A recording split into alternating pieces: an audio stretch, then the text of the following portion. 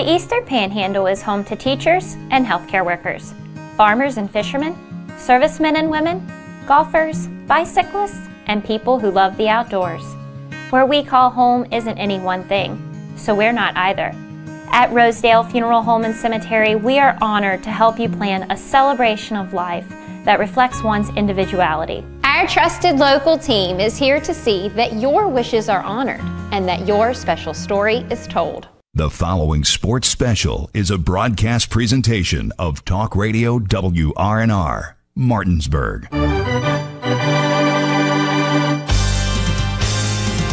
It's time for the fun of a summertime tradition with Little League All-Star Baseball. Play ball! And now, let's go to the ballpark and join our Talk Radio WRNR broadcast team with today's pregame show. Yeah, if you want to. Welcome back to Kevin Anderson Field at Bridgeforth Stadium, here just off the campus of Shenandoah University in Winchester, Virginia. Getting you ready for the second of our doubleheader here between Berkeley Post 14 and Vienna Post 180. Dylan Bishop and Ethan Elliott with you on the call for this one. Tyler Strine behind the TV10 camera. Kyler High back at the studio on a shortened pregame show here brought to you by Hagerstown Ford, revolutionizing the car buying experience. You can buy your next vehicle online and they'll deliver it to you. And if you don't like it, they'll take it back. Visit them online at FordofHagerstown.com. First game between these two was pretty interesting.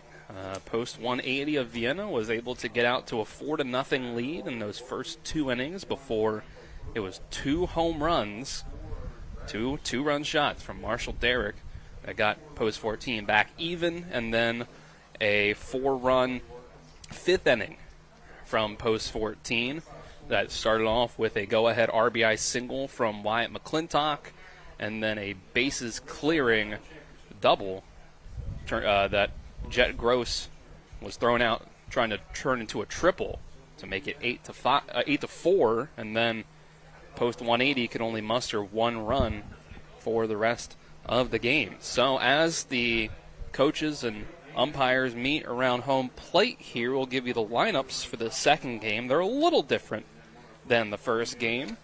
Nothing too crazy, but some different pitchers, of course. Some guys have moved up in the lineup. Let's give you Vienna Post 180.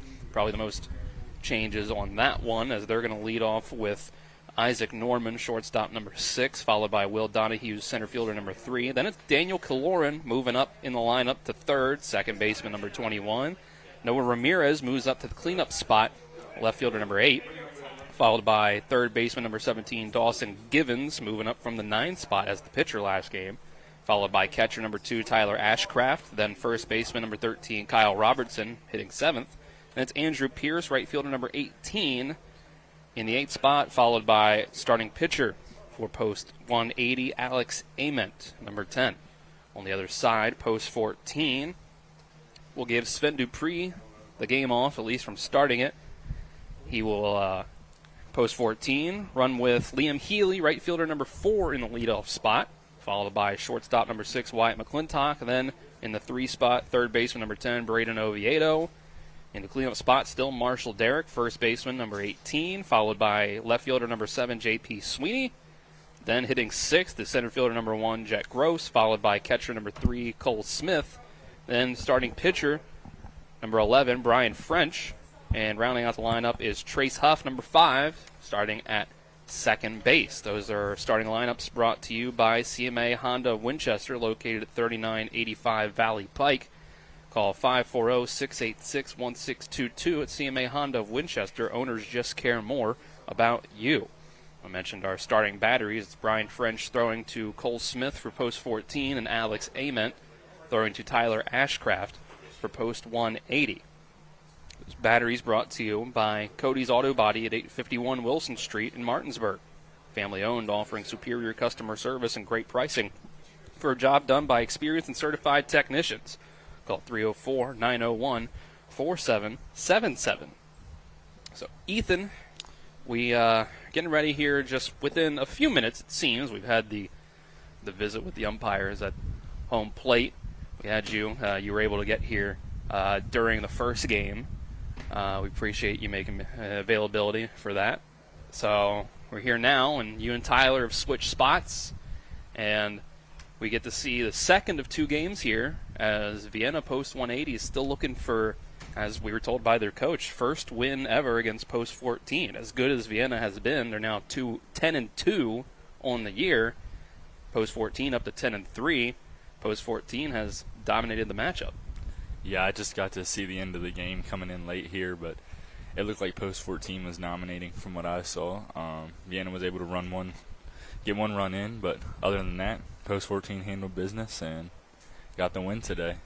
It's going to be interesting to see. It's 91 degrees here and sunny, so it's going to be interesting to see how that affects the doubleheader with these guys playing 2 games in a row.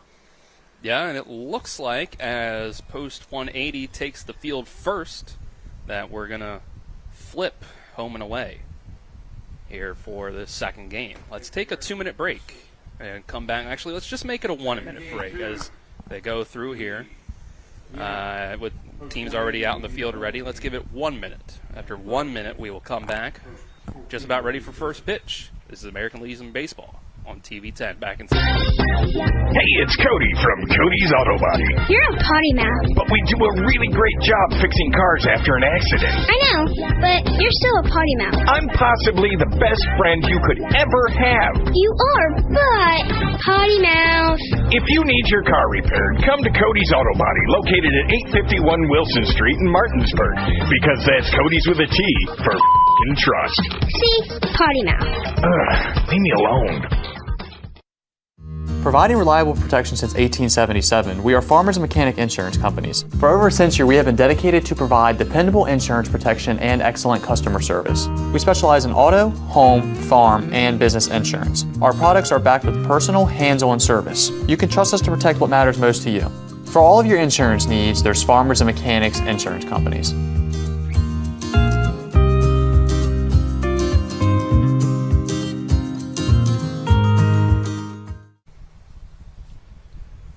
Almost ready for first pitch here from Shenandoah University.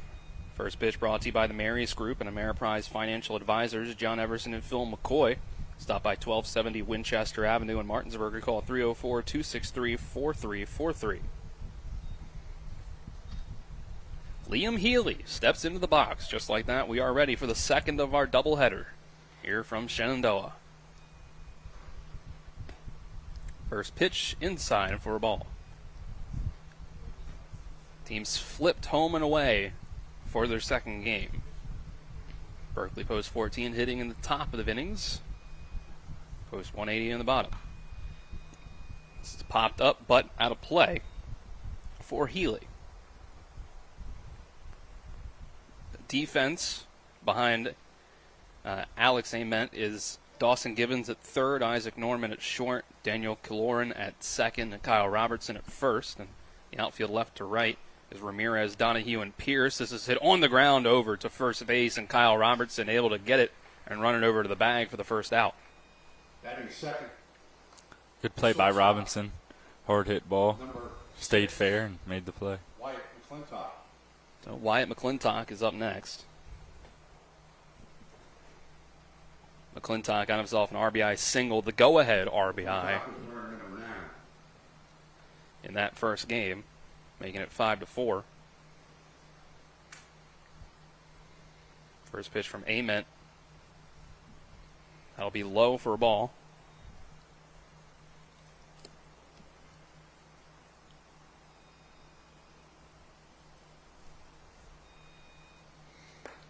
Next one up high.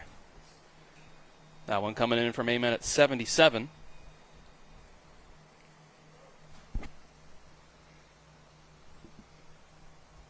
So first game, Givens on the mound for Post 180 was working about 70 to 80 miles per hour as this is hit and past the glove of Andrew Pierce out and right. It looked like it was just going to be a single for McClintock, and he's going to be able to stretch this into 3 as it rolls all the way to the fence. Pierce is not going to be able to get it in time for a play over there. So a single with a 2-base error. Nice piece from Wyatt. Outfielder played it a little too close and just bounces right over its head. Already A mistake up on the board for post 180. Post 14 brings up Braden Oviedo. Strike to start his at-bat. Oviedo was able to draw 2 walks and a ground rule double in that first game, which led to him being driven in on both home runs from Marshall Derrick.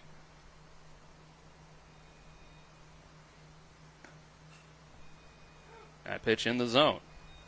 0-2.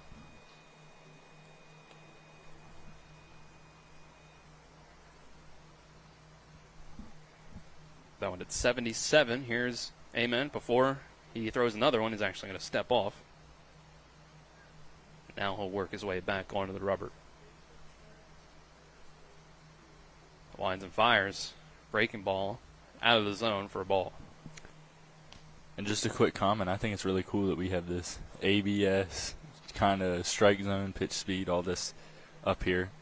Yeah, Shenandoah really has a nice setup there to track the pitchers. Here's a 1-2, and that's going to bounce away. Wild pitch. Run coming home to score. He didn't step on the base when he first slid, but he got that left foot in just before the tag. That looked like it was going to be a routine slide into home plate. Then it almost didn't work out, but he did cross, step on the bag just in time.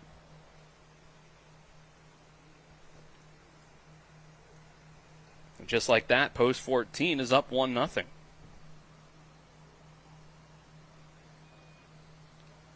2-2. Oviedo swings through for strike 3. Strikeout in the end, but of course of that bat, a wild pitch leads to the run scoring. Brings up Marshall Derrick. Do you intentionally walk him here? You'd probably be thinking in a about summer it league game after last time up. His third at bat after those 2 home runs, he came up with the bases loaded and popped up. Luckily for post 180, but outside of that, he has mashed them here today. First pitch up and in, out of the zone at 70 on the radar. Follow with a fastball in for a strike at 77. Ament looking similar to Gibbons there. He's kind of in that 70 mile per hour low and high range. Derrick on the ground over towards third. It looks like it's going to hook foul just before it's grabbed there by Gibbons. And Ament will be attending JMU in the fall, so congratulations to him. JMU, a big D1 school. I don't think to play baseball, but just to go there would be pretty cool. Yeah, Coach Good for Vienna was able to give us a few notes on each player. Looks like he separated out whether somebody's just attending a school or playing baseball there.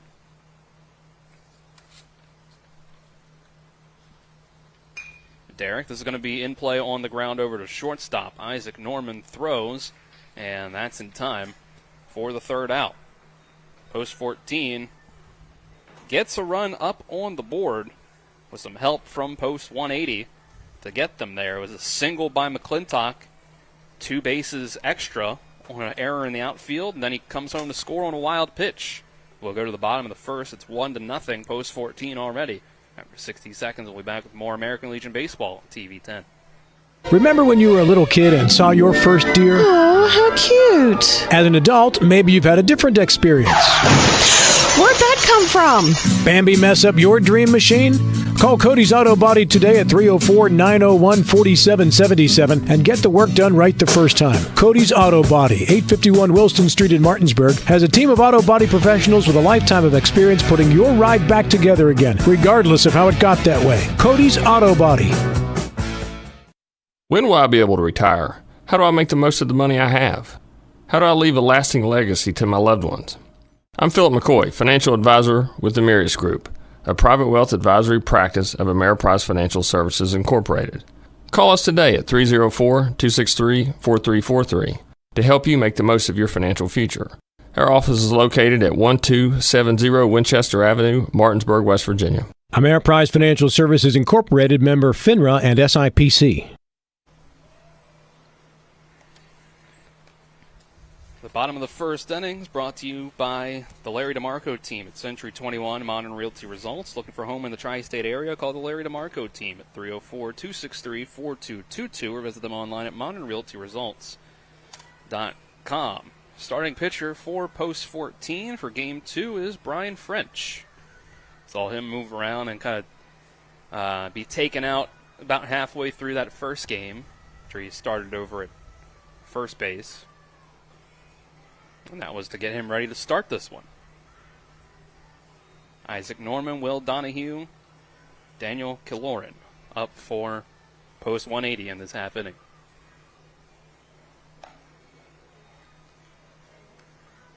There was a forecasted potential thunderstorms to come through here today. As we got closer, it kind of reminds me of that last day of the area Little League tournament we had, Ethan, where leading up to the day, we were kind of like, "Ooh, I wonder if they're going to get this one in today." And then as the day comes, Apple weather currently says 40% chance of thunderstorms at 8 p.m. So if that sticks, we should get through this one no issue. Yeah. We were lucky for the Little League tournament that it worked out like that, and lucky today. First pitch from French, slow and outside for a ball to Isaac Norman.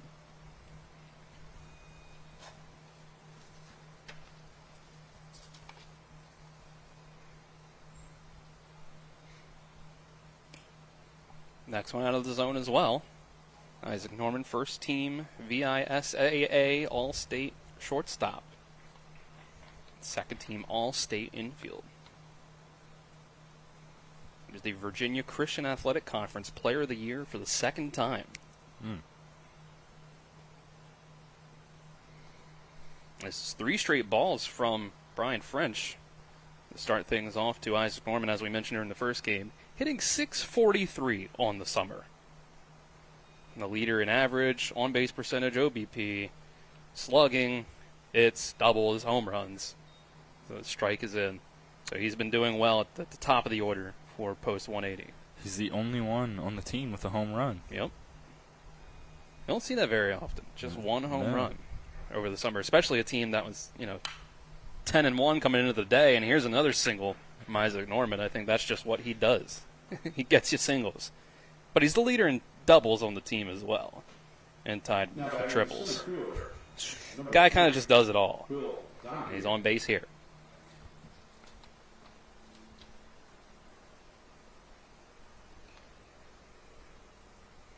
Brings up Will Donahue.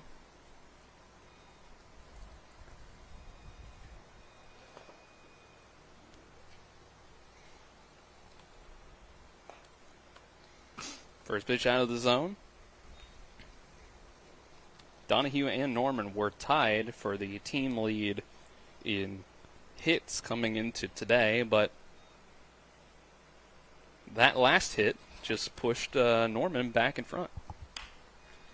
Here's down the line, Oviedo. Looks like this is going to be getting even again. These two are having a competition for how many hits they can have on the year. Is this, I think, even though with the bobble, I would call an infield single. That was a tough play for Oviedo, potentially. Yeah, I agree. I definitely think we'll give him a single for that. Would have been a really hard play to make.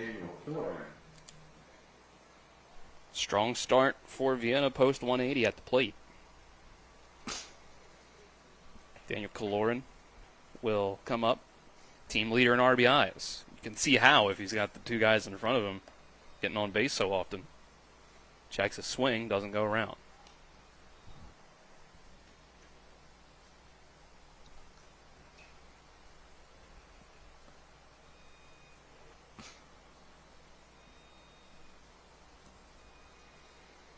The 1-0 from French is fouled away. That one coming in at 79 miles per hour.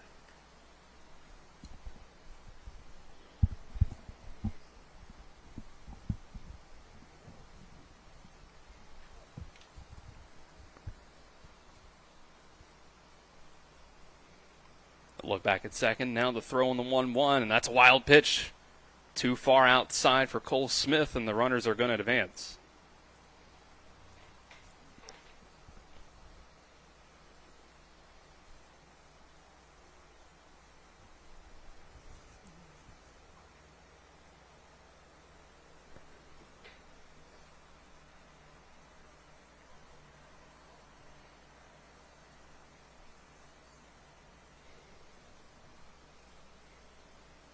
Lauren readies for another 2-1 here. This is fouled away.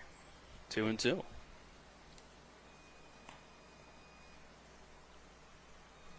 Lauren in that first game, a single and a triple. Scored once, 2 for 3. Had a strikeout swinging in there as well.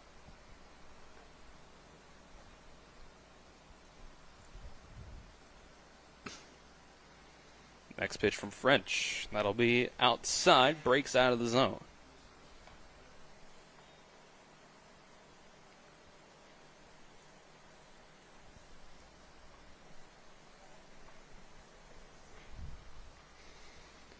It's now a full count. Payoff pitch. Got him to swing by it. French, huge strikeout there with the runners on second and third. No outs. So now 1 down.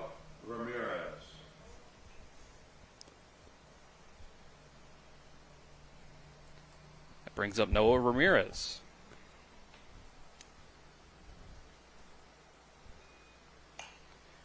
He's going to pop this one up right over at second base. Trace Huff gets it easily. And now there's 2 down just like that. With 2 outs. And this would be a big moment for French to be able to get out of this one. Definitely. With a pass ball to get them on second and third, he was put in a hard place right now. If he can get 3 straight outs, that would be huge to come away with post 180 not scoring anything off of this. Dawson Givens moved up in the order from last game when he was the pitcher. Takes a strike.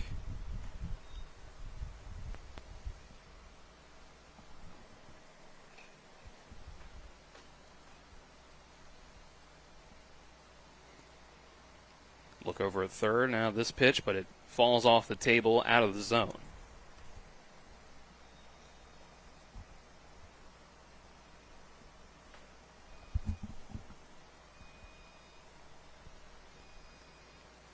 One and 1 is the count. Here's the next pitch to French, from French, and it's in the zone. Strike 2 at the letters. A little ABS up here, called that out of the zone. It wasn't. It was close. I do think this system over here maybe is calling things a little more out of the zone than potentially they could be. But this is a ball. Yeah, I do agree. Looking at it earlier, it looked like it's a little bit more outrageous on the board than it is down on the field. So we'll give the umpire benefit of the doubt. Yeah. Catch that black a little bit. And here's a base hit. Just past Huff's glove at second. And both runs are going to score. Just when post 14 was that close to getting out of the jam and keeping the lead, post 180 flips the script and they lead 2-1. Now batting the catcher, number 2. Good piece right there from Givens. Second base tried to make the play. Just fell short.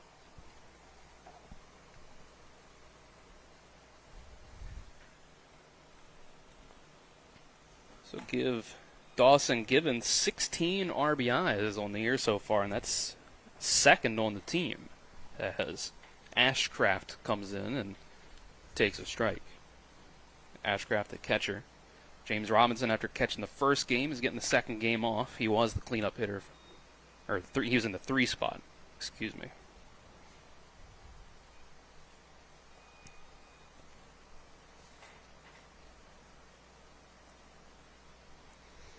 Jack Green, the cleanup hitter, got hurt in that first game. This is on the ground over to Oviedo. Should be able to make the play. It's low but not bouncing for Marshall Derrick, so he's able to bring it into the glove for a 3rd out. But post 180 gets 2 on the board on 3 hits. They leave a runner on, but they lead 2-1. It'll take 60 seconds, come back with the 2nd inning. Here, this is American Legion Baseball on TV 10.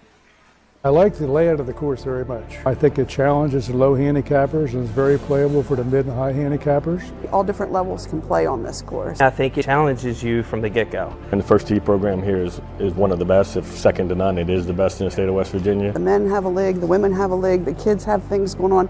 Like, it really is kind of the whole package here at Locust Hill. Everybody's very welcoming. Love the folks here that play golf, put a lot of great relationships and friendships with people here. You know, sometimes you can only judge a course by their members. We have a great core membership here. I was able to build some fantastic relationships here, and that's why I've been here for 30 years. When you join any club, you're joining to play golf, but you're really paying for the experience. And the experience here at Locust I found to always be a good time and a fun affair. To schedule a tee time, become a member, or see upcoming events, visit www.locusthillgolfcourse.com or call us today at 304-728-7300.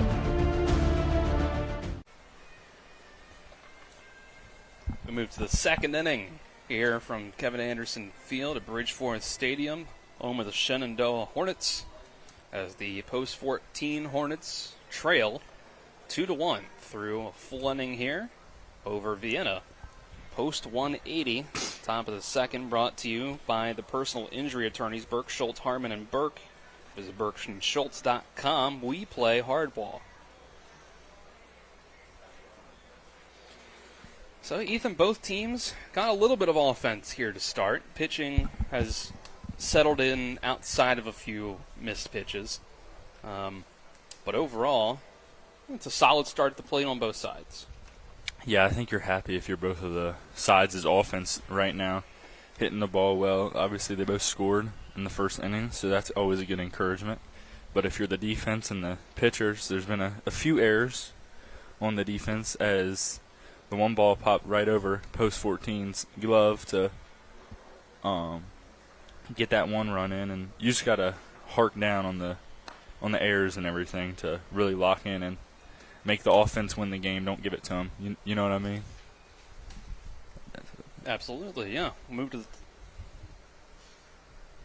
top of the second inning. First up Off the top of the second for post 14 is J.P. Sweeney. The left fielder, number 7, J.P. Sweeney.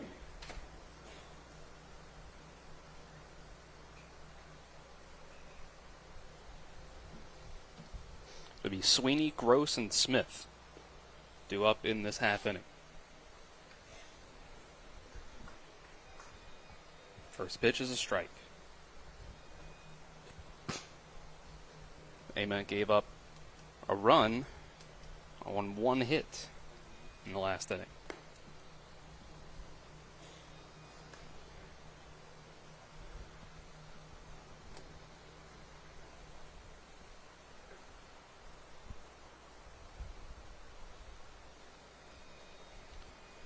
One's the count after the next one. Here's the pitch outside, ball 2.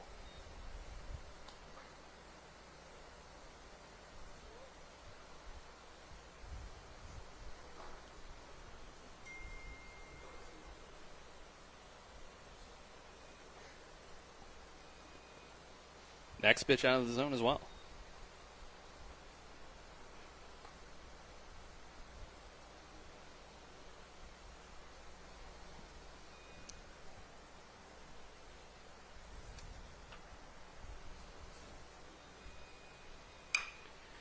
This 3-1 pitch into left field. Through third and short. It's a leadoff single for J.P. Sweeney. Batting the center fielder, number 1, Jeff. Good piece right there from Sweeney.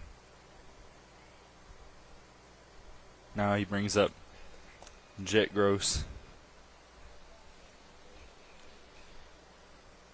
Gross had himself a few RBIs in that last game. That was the one that opened the game up, made it 8-4. Tried to turn a double into a triple and was thrown out on it, but the damage had been done. They'll try to keep things going here in game 2. First pitch of the at-bat was out of the zone. Here comes Ament with the next one. Cut at and miss. Jet's a Jefferson kid, correct? Yes, he is. Okay. Thought I recognized the name, and the helmet gives that away. Yeah, we got a good mix of the E-Pack here on post 14. Solid bit of Jefferson representation, though. Sweeney at Spring Mills, I think. Yep. Cole Smith, Brian French, a Hedgesville guy. Braden Oviedo was a Martinsburg guy. Marshall Derrick, Washington. This is fouled away. Y. McClintock from Musselman. Cole Smith, I think Washington too. Yep. Great to see everyone representing their teams with their helmets. Yeah, after and this year, everything. you can't be shocked to see a good bit of Jefferson and Washington on this all-star team here. Dylan, I'm 19. Should I suit up and represent? Why not? Yeah. Get down there and get another Eagle in the squad. Yeah. They've only got one reserve for the second game, which is Jacob Cumley from Spring Mills. Oh, I don't know. I think I played Little League with him. Not even joking. Oh. Yeah. There you go. 1-2. Next pitch up high. We could run it back.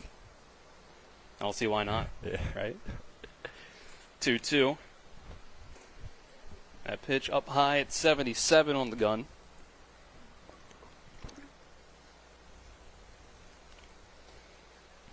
Gross will await 2-2.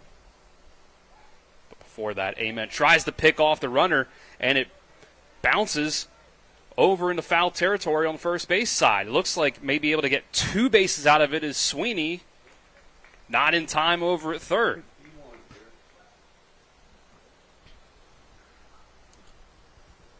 And no outs right here. It becomes really dangerous for post 180. Sweeney now all the way to third base, like you said, Ethan, with no outs. Post 14, a great shot at getting rid of this deficit a half inning after it popped up. This is off the glove. It looks like that'll do it right there. Pitcher's not even going to go to home plate. He knows it's all for naught. It's 2-2 now. And what did I just harp on a minute ago is trying to keep the errors down, and we see how it can affect from you to being the first base to home in 2 pitches. So the bases are clear now, but it's 2-2. And this 3-2 pitch is fouled off.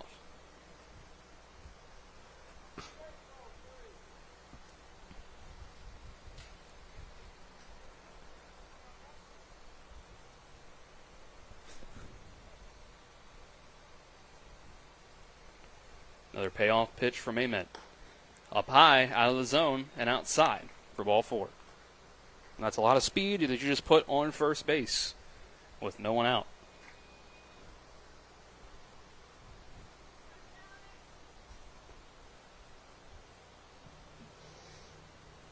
Now batting the catcher, number 3, Cole Smith.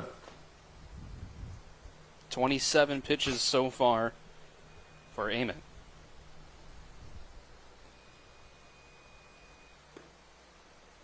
First pitch is low.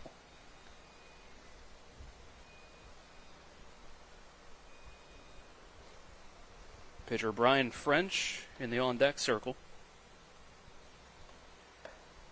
The 1-0 is up high. 2-0.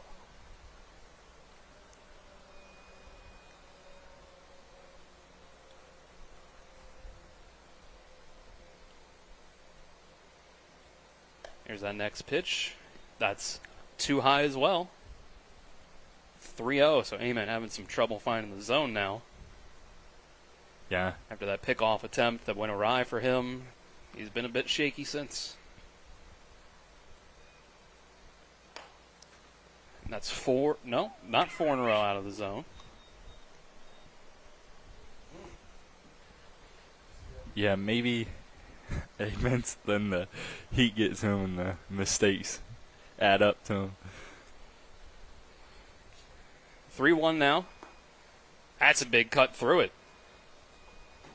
Cole Smith sitting fastball came in at 76 and he missed it. Make it a full count.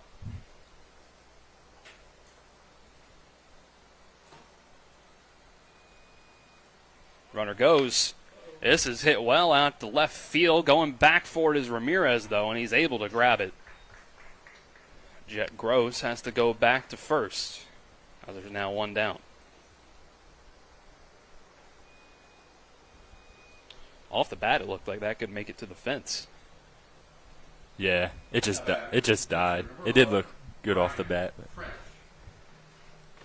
Maybe on a windy day it carries a little bit more. And Maybe. This is going to bring up Brian French.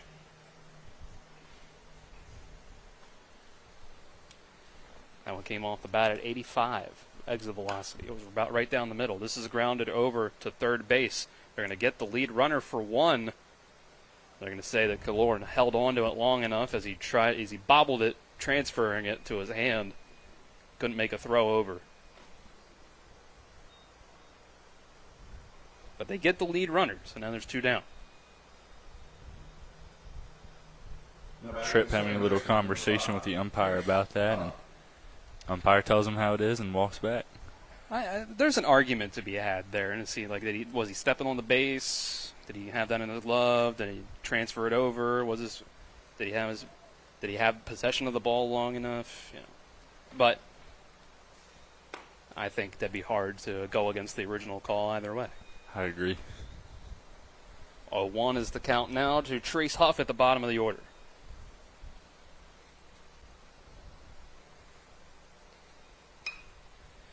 Huff hits this one over towards left field, but it's going to fall foul for strike 2.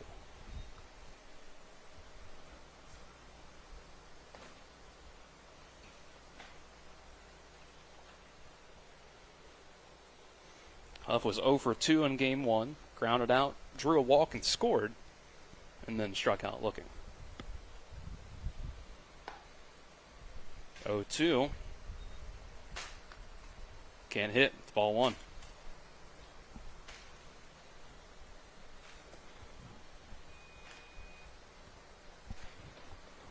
So Amon will come back, and this one's way up and outside. Got away from him a little. Catcher went up and grabbed it, though, so it didn't go to the backstop.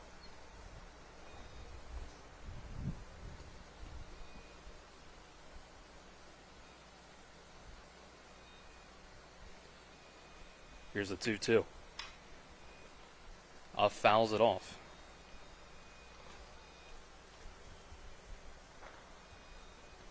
.39 pitches now for Ament.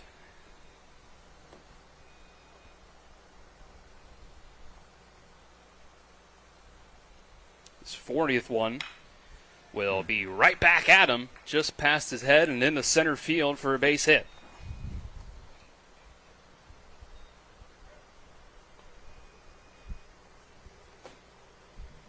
Back to the top of the order. The right fielder. Third hit of the day for post 14. That's just sent it right back where it came from. Yeah, really good piece right there. Little perfect action right back to the pitcher. So now it's the top of the order. Liam Healy.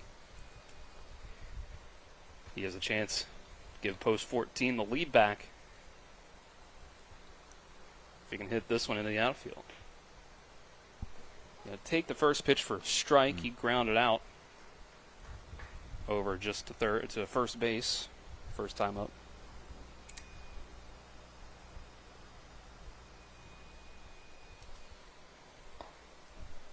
Oh, 1, that'll be up high.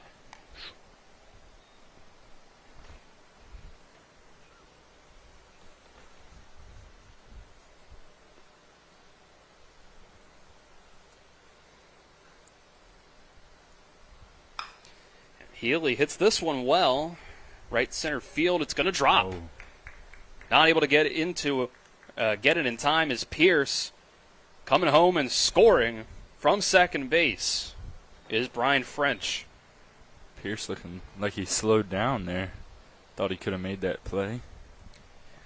Yeah, we had a little bit of an incident like that in game 1 where Jet Gross was caught between running in and trying to dive for it or holding up to be in front of it, and it just ended up getting by him.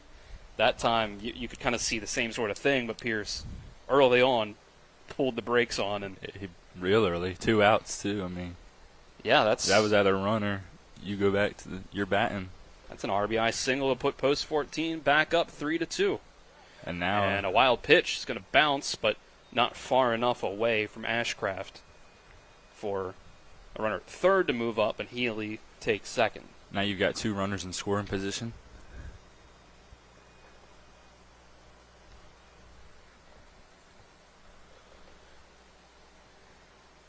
So 1-0 up high. high for ball 2.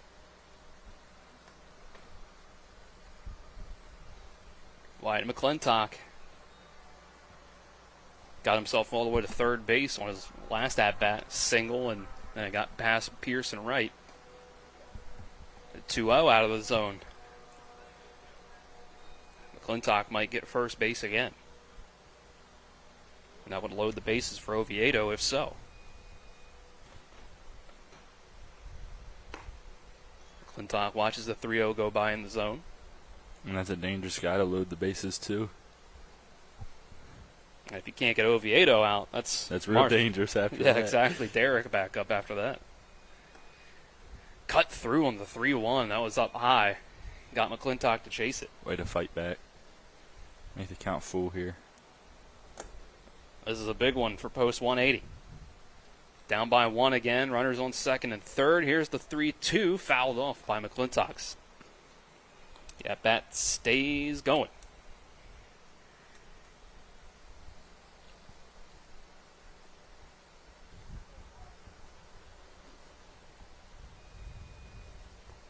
Amen again. Up high, ball 4. Bases are loaded. We're going to get a mound visit here. Potentially. And it looks like he's actually just stepping out to say he wants his infield actually back up here with 2 outs. So they can get, they got to force at every base. So if they can keep it in the infield, they should have a shot to throw it somewhere for the 3rd out. But it's Braden Oviedo. And first pitch, wild pitch. I think, yes, PA announcer up here, Kevin Anderson, giving it a pass ball, and I do think he was right to call it that. I mean, the field's named after him, so he can correct you.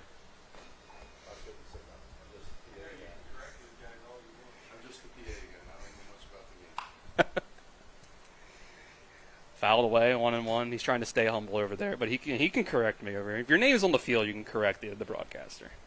Yeah.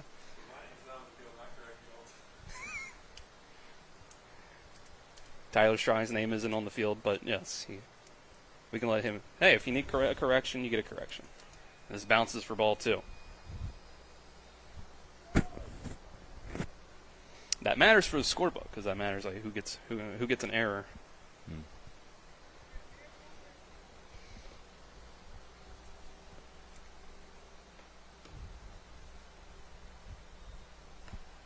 Out of the zone for ball 3.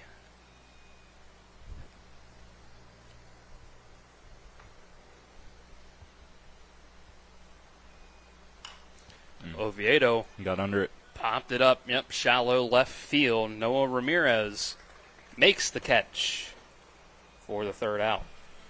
But not before post 14 can take the lead back. Post 180 comes up in the bottom of the inning, trailing once again. Let's see if they can get us another lead change after the 60-second break. This is American Legion Baseball on TV 10. When will I be able to retire? How do I make the most of the money I have? How do I leave a lasting legacy to my loved ones? I'm Philip McCoy, financial advisor with the Mirius Group, a private wealth advisory practice of Ameriprise Financial Services Incorporated. Call us today at 304-263-4343 to help you make the most of your financial future. Our office is located at 1270 Winchester Avenue, Martinsburg, West Virginia. Ameriprise Financial Services Incorporated, member FINRA and SIPC. Hi, Crescia Hornby here. Larry DeMarco, broker of Modern Realty Results, believes he has some of the best real estate agents in the Eastern Panhandle. Agents at Modern Realty Results have years of experience and knowledge of the local real estate market. Agents within the office work as a team to provide quality customer service. We strive to always ensure client satisfaction through handling every transaction with honesty and integrity, all while offering competitive rates. Modern Realty Results is veteran-owned and managed. Please call us at 262-4222, modernrealtyresults.com. We move to the bottom of the 2nd inning here on TV 10, brought to you by the Berkeley County Health Department. Prevent, Promote, Protect, offering public, clinical, and environmental services at 122 Waverly Court in Martinsburg. Post 14 back on top 4-2 as we go into the bottom of the 2nd. Ethan, it's almost following the opposite of what we saw in the first game, where it was an early 4-2 lead for Vienna. But right now, Ament for Vienna hasn't found a great groove on the mound and has now given Brian French a couple runs to work with. Yeah, definitely, and you got to feel good if you're Brian French coming into this inning, and you really just want your defense and you as well not to make any mistakes, because those are costly, as we've seen today. So just lock in. If you can do the simple things simple, then you should be good here. Swinging at that first pitch, Kyle Robertson flies out to Jet Gross in center.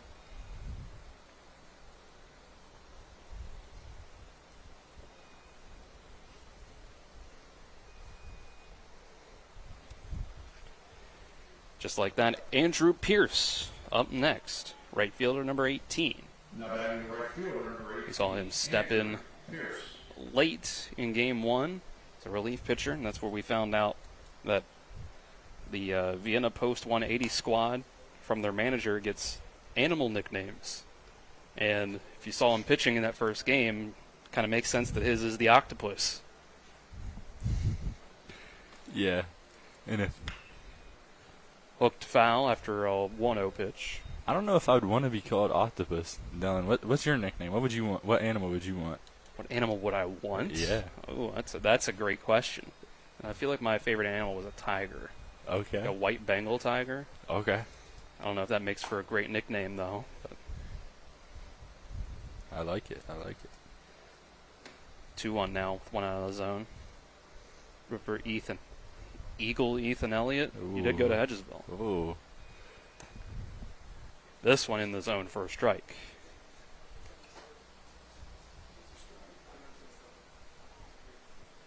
And it's America's bird, so I'll take that.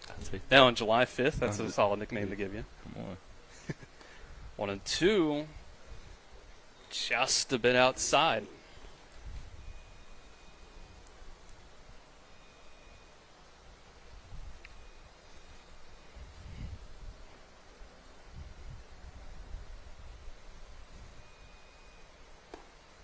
Two called strike three on the inner half.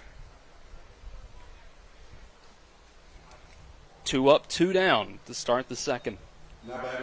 And that's the confidence that we've seen right now from Brian French, to see if he can get this ninth hole hitter out and go back to the dugout with confidence. This is your pitcher versus pitcher on this side. Alex Ament stands in, watches a strike at 79 go by. He'll watch a second one. Back to back, a little high. Yeah, that one at 81. And yeah, our strike zone up here says it was a little high. 0-2. That's a clear strike three. Swings through it. And Brian French bounces back from a shaky first inning to go 3 up, 3 down in the second. We can take 60 seconds and come back at the top of the third. Post 14 leading Post 180 4-2. This is American Legion Baseball on TV 10. When it comes to surgery, experience and innovation matter. At WVU Medicine, our board-certified surgeons use the latest robotic and minimally invasive techniques to provide better outcomes and faster recoveries. We offer a full range of procedures, including advanced hernia repair, anti-reflux surgery, breast cancer surgery, colon resection, gallbladder removal, skin cancer, and lesion removal. Trust the region's leader in advanced surgical care. Call WVU Medicine Surgery today at 304-596-2150. The Palace Lounge in Martinsburg is the place to be. Join us every night to relax and enjoy football or basketball games featuring either the Martinsburg Bulldogs, Shepherd University Rams, or West Virginia Mountaineers. We will have steak night every Wednesday, shrimp nights every Thursday, and now taco and margarita nights every Tuesday. You can find us on Facebook or call 304-267-7520. The Palace Lounge is located at 1350 Edwin Miller Boulevard in Martinsburg. Top of the third inning here from Shenandoah University. It's brought to you by WVU Medicine, Berkeley, and Jefferson Medical Centers, leading healthcare here and everywhere. We had our first half inning of Game 2 of this doubleheader without a run. Last half inning. Top of the third, it's 4-2 still. Post 14 over post 180. Dylan Bishop and Ethan Elliott with you on the call. Kyler High back at the studio. Tyler Strine behind the TV10 camera. We will see what 4, 5, and 6 do up for the second time in Game 2 can do against Alex Ament. Derek, Sweeney, and Gross. And a really solid 4, 5, 6 going against a pitcher who struggled last inning, giving up 3 runs. So see what he can do here, or what the post 14 offense can do against them in contrary. Leading off for Berkeley, post 14, first baseman, number 18, Marshall Derrick. Marshall Derrick grounded out the shortstop to start off this second game for himself at the plate.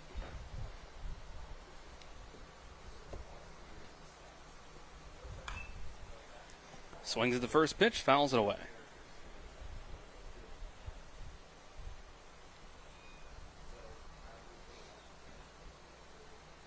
We're talking about the post 180 nicknames last half inning. Some of the ones that we found out about. Center fielder Will Donahue is the Wolverine. This pitch goes inside on Derek. Noah Ramirez is the Razorback. That's my favorite, Dylan. Dawson Gibbons, the Ram. Tyler Ashcraft. Fennec Fox. Apparently, coach does research and tries to find an animal close in personality to the player. I've never heard of that before. I haven't all either. my years of doing sports and everything. I don't know how I'd take it if I was just on the field and they were calling me Octopus. I don't know. Well, if it's personality based, Octopus is very smart. Okay, so compliment. I'm sure that goes well with his pitching form that he had. This pitch out of the zone on the 1-2, make it 2-2, and that's 59 pitches from Ament so far.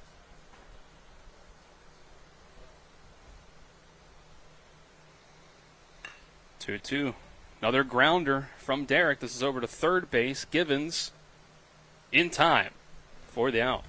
That was a close one. Derek was hustling down the line, and Givens took his time, but he knew exactly how much time he needed. Yeah, he's got some secret wheels.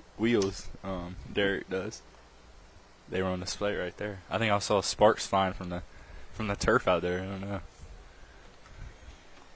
J.P. Sweeney is next. He had a single in his only at-bat so far. And make Another it 2 one. singles. First pitch swinging. He golfs at that one. Good piece from Sweeney. Down around the shins, he's able to get that one into center field. Fourth hit for post 14. Yeah, it looked like he was swinging with the 5-iron there. Look at the strike zone, I mean. So Jet Gross will have a runner on again. Drew a walk last inning. So 8 batters last inning for post 14. Get a pickoff attempt before throwing one into Gross.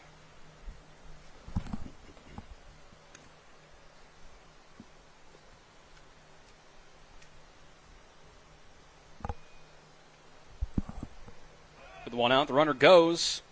It's a late throw down, so no real shot at getting Sweeney. He's got a stolen base. Let's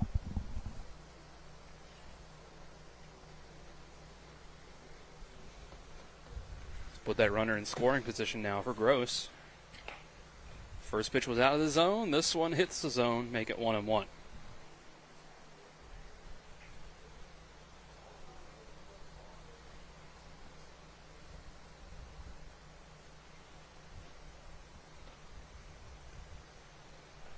Next pitch low for a ball. Appreciate the hospitality here at Shenandoah. There was food for people in between games. It's probably still set up out there under the white tent near the press box. Yeah, some refreshing fruit. Sandwiches, chips. Yeah. All the above. Nice on a hot summer day like today. Had some of those cookies, brownies. 2-2 count now to Gross. And that's through the legs of the catcher, Ashcraft. Runner moves up to third on the pass ball. Full count now to Gross. Are we sure that wasn't a wild pitch? No, I'm checking. Right through the legs of Ashcraft. Here's a payoff pitch. This is on the ground to second base. Killorn gets it into the glove, but then bobbles it on the transfer. So he's not going to have a play anywhere. It was a tough play. Now batting the catcher, number 3, Cole Smith. Called an infield single for Jet Gross and an RBI.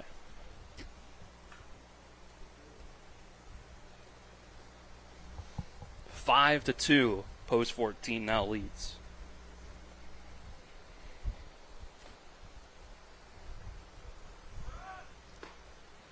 Runner goes. Pitch is a strike, but stolen base for Jet Gross. Post 14, this is my first time watching them. They have some speed out there on the bases, Dylan. Yeah, Gross, Healy, Dupree's not in right now, but when he's in, he's at the top of the order, and he can steal any base. This is a swing through for strike 2. Sweeney also has been very impressive today. Sweeney, Trace Huff, McClintock. Most of this lineup's got some speed to it. 0-2. Can't drop that one in the zone. Smith flew out to left field in that second inning. 1-2. Soft on the ground to second. Only play is going to be at first in plenty of time. Gross moves up to third. Now there's 2 outs. And pitcher Brian French has a chance to send the runner in right here as he's on third. He advanced on that soft hit ground ball.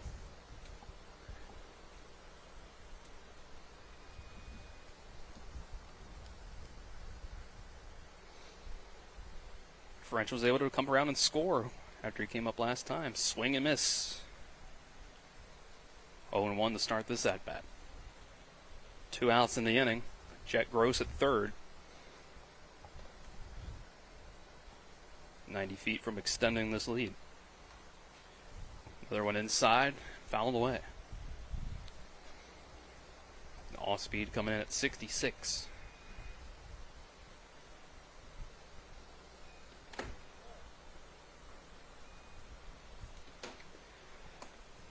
This one low, bounces in front of Ashcraft, able to stop it.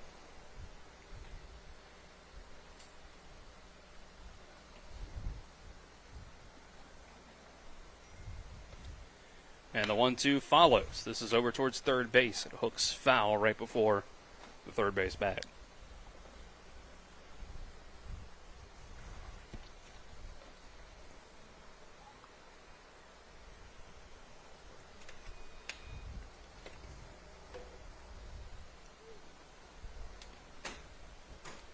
So Ament will ready again. With a 1-2. Fouled off again. Post 14 lineup absolutely making the starting pitcher of Vienna post 180 work through his pitch count. He's up to 76 pitches now. That 1-2 is low.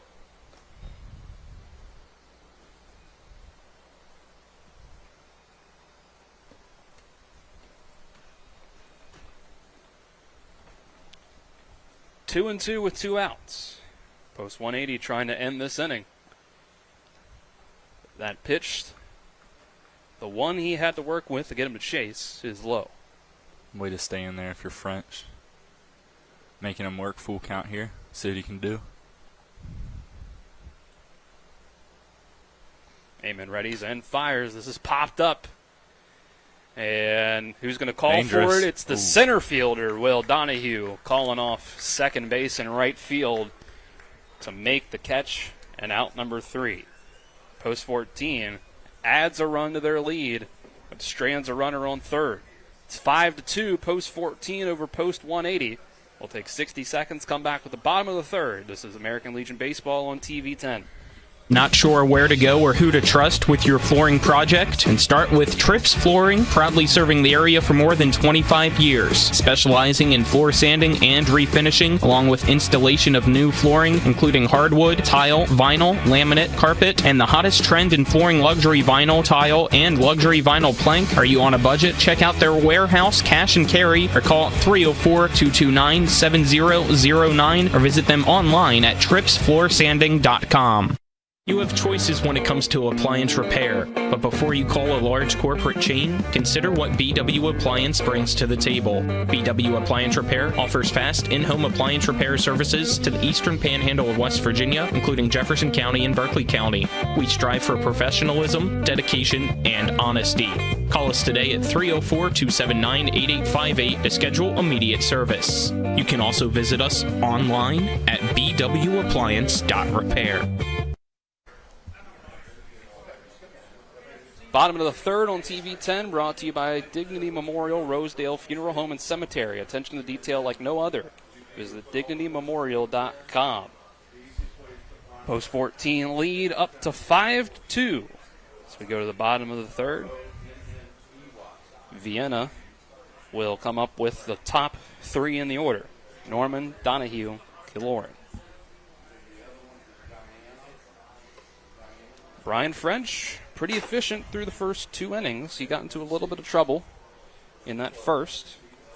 Gave up the 2 RBI single to Dawson Gibbons. Other than that, he's been relatively clean. It's 2 runs on 3 hits, no walks, 2 strikeouts. And as we mentioned, those 2 runs came on the same hit. Yeah, besides that first inning, he's been really solid, Dylan.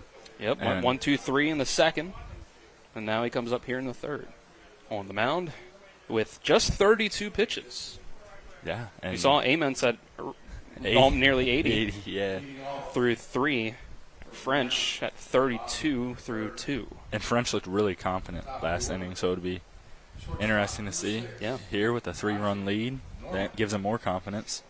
Yeah, Norman and Donahue do up first 2 in this inning. Both got singles off of him, and they were the 2 runs that scored. See what they do second time around. The first pitch to Norman is inside.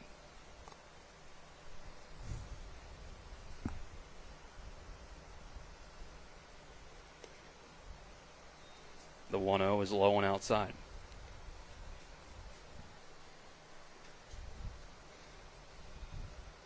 French got that one up to 80. 2-0 comes back at 79 in the zone. Good job painting the outside there from French. He'll wind and fire on the next one. Looks like about the same spot, same call, strike 2. Why not do it again? Just got the strike.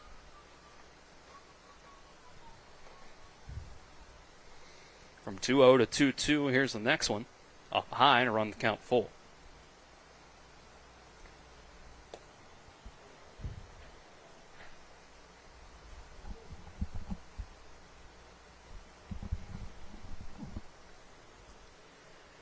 Full count. This will be popped up over the press box. Onto the press box almost. Hit something close to us.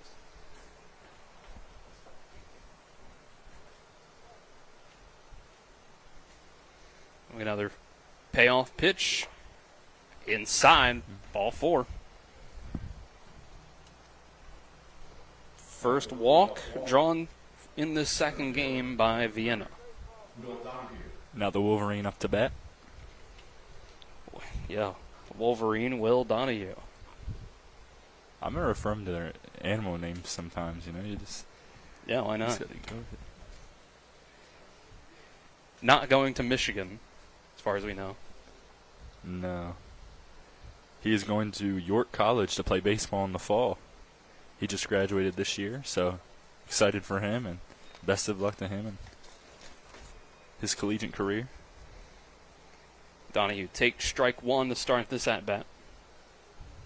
Like Norman, he singled in the first. Runner goes. Hit and run. And that's a successful hit and run, but it's into left field, so Norman can't try to take third. But that does let Donahue retake the team lead in hits.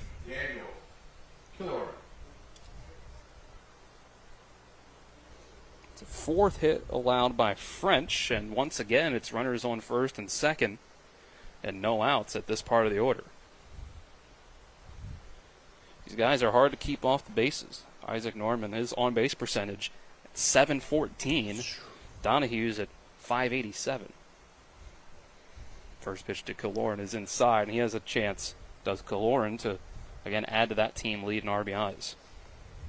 He struck out swinging against French the first time, though. Here's a 1-0. In for a strike.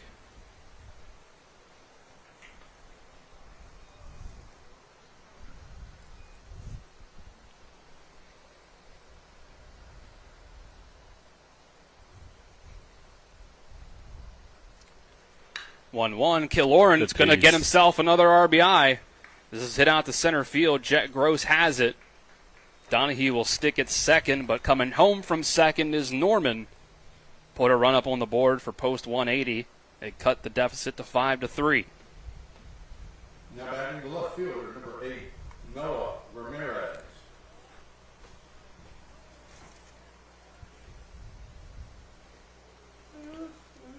Fifth hit for post 180. Third run up.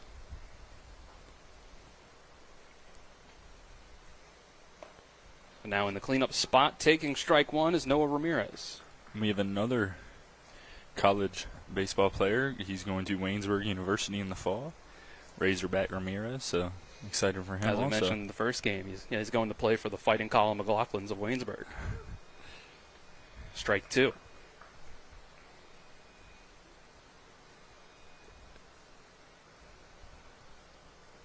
Colin's jersey still hung up in Waynesburg, correct? In the gym? They retired it, right? Of course. Okay. They put him in the rafters as soon as they could. Swung through on the 0-2. That's strike three. There's a big strikeout for French. First out of the inning for French. Now batting the third baseman, number 17, Dawson Gibbons. Makes Ramirez 0 for 2 as he'd have popped up to second base first time around. Now here's Dawson Gibbons. He was the one that drove in the 2 runs in that first inning. He's got a shot here with just 1 out. Runs in and hits him. Loads the bases with 1 out. Looks like we might be getting a pitching change here, or maybe just a mound visit. I don't see any activity over in the bullpen as of right now for post 14, although the left fielder, I believe Jacob Cumley is the one available, and this will lead to the change. J.P. Sweeney comes in from left field, and looks like he's going to take the rubber. Let's see who they're going to move around. While they do that, we'll take the 60-second break as Sweeney warms up to take over. This is American Legion Baseball on TV 10 back in 60.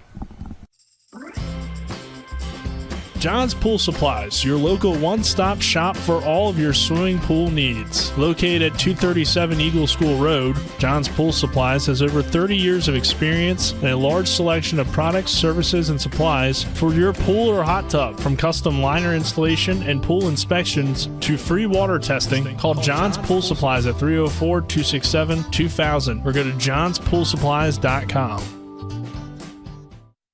My kids, you know I want the best for you, don't you? We need to have a conversation. End-of-life planning is no one's favorite discussion, but the relief of having everything in place when the hour of need arrives is a gift. Give it to your family. Plan ahead with us. Brown Funeral Homes, a leading provider of cremations, invites you to explore the many flexible options of cremation. From environmental considerations to the benefit of greatly reduced cost, it may be the perfect answer for your family. Online at brownfuneralhomeswv.com. Brown Funeral Homes, here for you.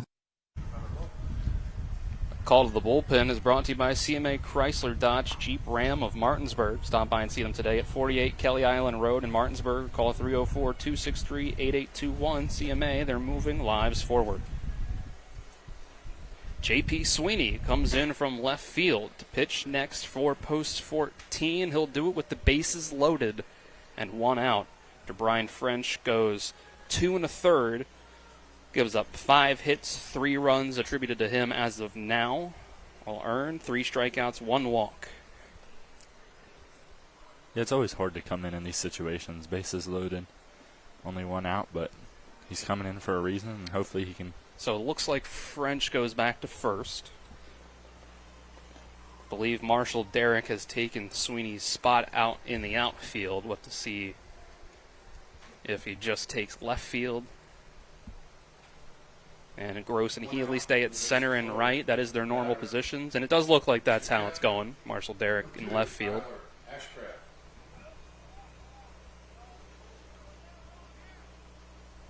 So it's essentially pitcher to first to left, left to pitcher. First pitch popped up foul, out of play by Ashcraft.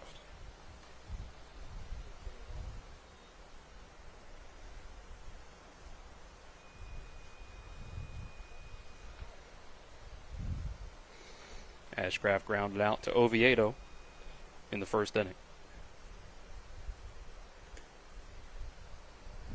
0-1, out of the zone, low ball.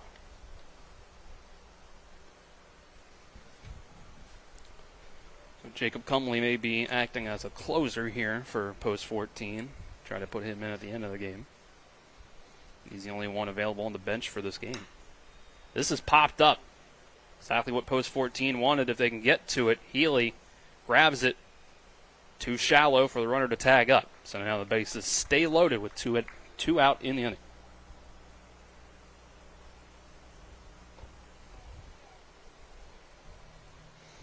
And it brings up Kyle Robertson that flew out to center to start the second. The base is loaded. It's now 2 down. So if you're a pitcher out on the mound, you just block everything out. 1 batter, 1 out. It'll end the inning. First pitch out of the zone. Just a bit outside for ball 1. Sweeney coming in with an 83-mile-per-hour pitch.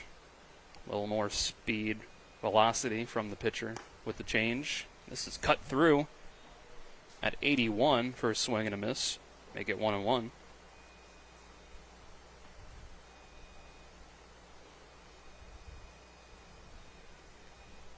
Andrew Pierce will be next if Vienna 180 can keep the inning going.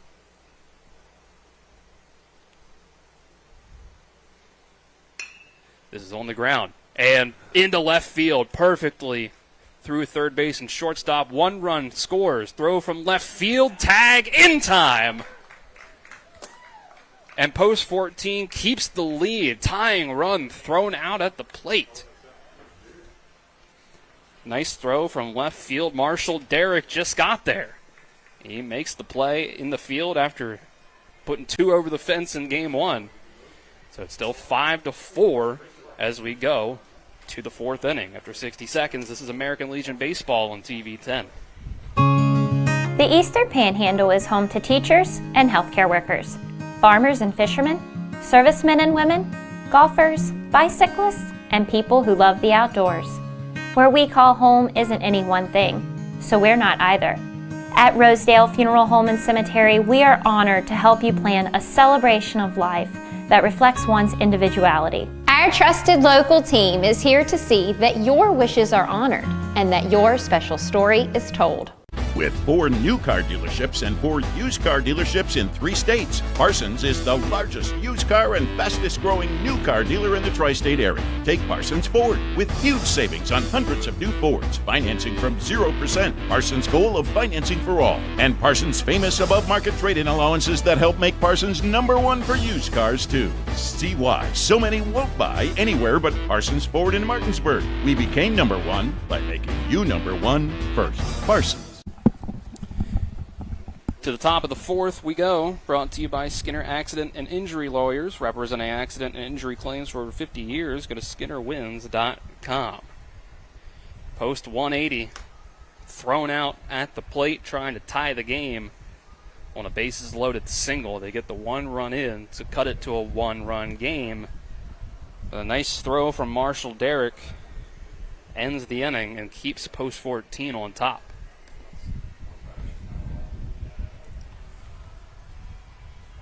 Nice play that was made there. Yes, it was. Nice throw. Nice play at the plate. Looks like Kyle Robertson is going to be pitching for Post 180 now. You're right. It looks like a straight swap of pitcher and first base. After Ament went the first 3 innings, gave up 5 runs, 4 earned on 5 hits and 2 walks and 1 strikeout. Kyle Robertson will move to the mound. It looks like a straight swap. Aim at the first.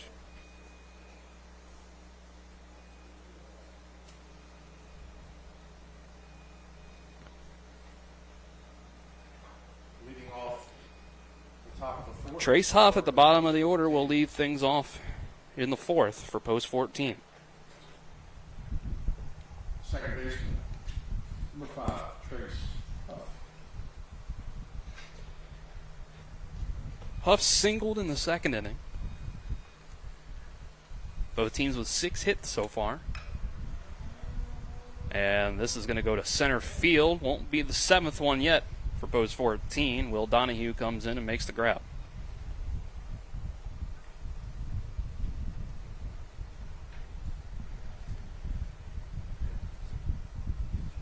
First pitch from Robertson came in at 70.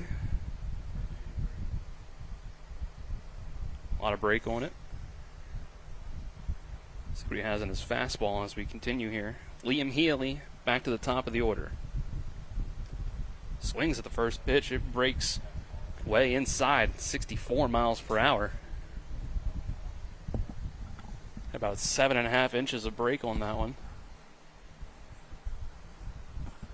Looking at Kyle Robertson's stats on the year, 8 innings pitched. Some other notable things, his ERA is 5.25. He has 11 strikeouts on the year. So it'll be interesting to see what he can do against this Post 14 team that hits the ball, looks like pretty well. Yeah, high ERA but low opponent batting average, only 194, and guys are hitting off of him. Healy hits this one over towards right field, but Andrew Pierce backs up and he grabs it. 2 up, 2 down, start things out for Robertson. He'll have to deal with Wyatt McClintock up next, who's reached base both times. Single in the first, walk in the second.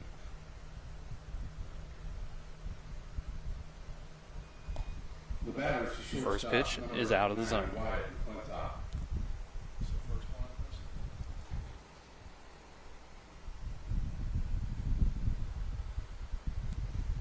Wind up and the pitch. This will be hooked over and foul.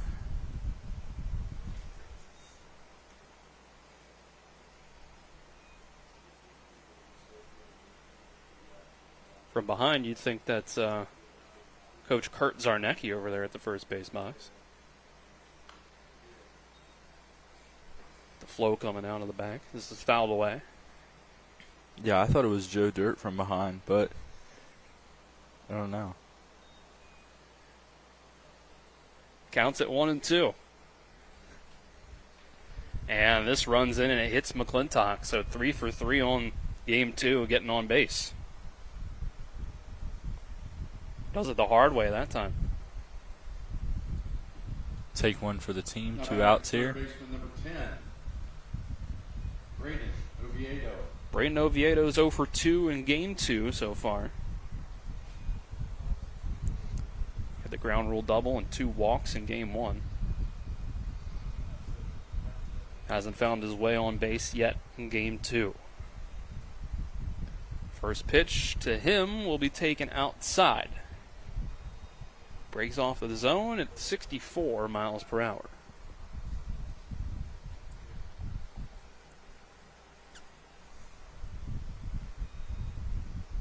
And the 1-0, that's fastball up at 71. But can't find the zone on that one. 2-0.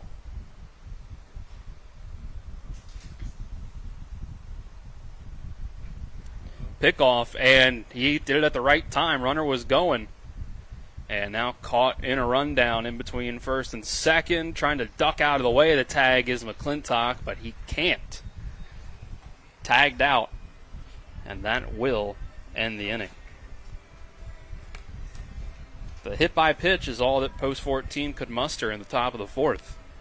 We go to the bottom of the inning. Still 5-4. They lead Vienna Post 180. Come back after 60 seconds. This is American Legion Baseball on TV 10. Remember all the sports we played when we were kids? Oh yeah, swimming, tennis, basketball, football, soccer, track. I loved winning. I still do. Our competitive spirit is still going strong. But now we use it to win for our clients. If you've been hurt in almost heaven, call the Sevens, 304-777-7777. SkinnerWins.com. Hi, Crescia Hornby here. Larry DeMarco, broker of Modern Realty Results, believes he has some of the best real estate agents in the Eastern Panhandle. Agents at Modern Realty Results have years of experience and knowledge of the local real estate market. Agents within the office work as a team to provide quality customer service. We strive to always ensure client satisfaction through handling every transaction with honesty and integrity, all while offering competitive rates. Modern Realty Results is veteran-owned and managed. Please call us at 262-4222, modernrealtyresults.com. We'll see J.P. Sweeney's first full inning on the mound, starting things out in the bottom of the fourth, which is brought to you by the Mansion Injury Law Group in Martinsburg, which is about seeking justice for you. Go to mansioninjurylaw.com. It's Pierce, Ament, and Norman due up in the half inning for Vienna Post 180. We're halfway through Game 2 of this doubleheader. Here from Kevin Anderson Field at Bridgeforth Stadium, home of the Shenandoah University Hornets. Post 14 getting to use the field that matches their logo. Now, Andrew Pierce will step in after striking out looking first time up against Brian French. Now he gets to face Sweeney.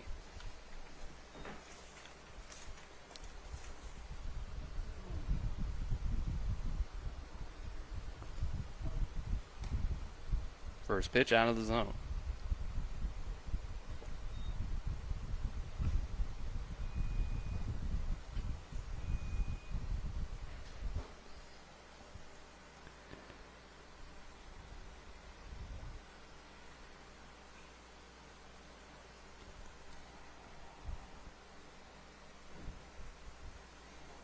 Sweeney readies again after the last one went over his head from home plate.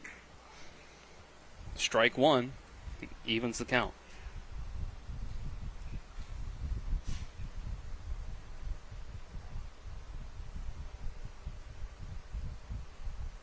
Sweeney winds and fires. This is a breaking ball, breaks too much.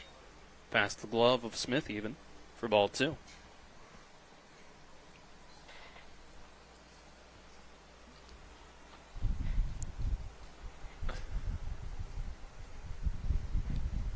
Next one from Sweeney. That one runs way inside, but Pierce swung at it. So it's strike two. Ran in on him. I think he saw too late for him to take back that swing. Yeah.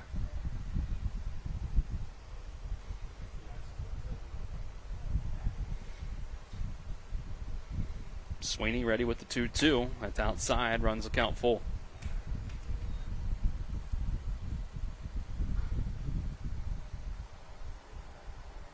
Alex Ament, now the first baseman, will be up next. After this payoff pitch, called strike three.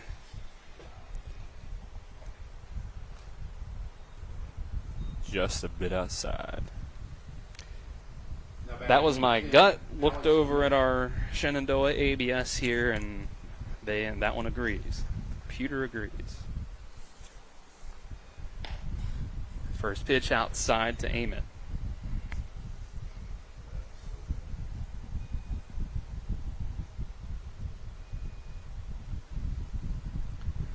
One 0.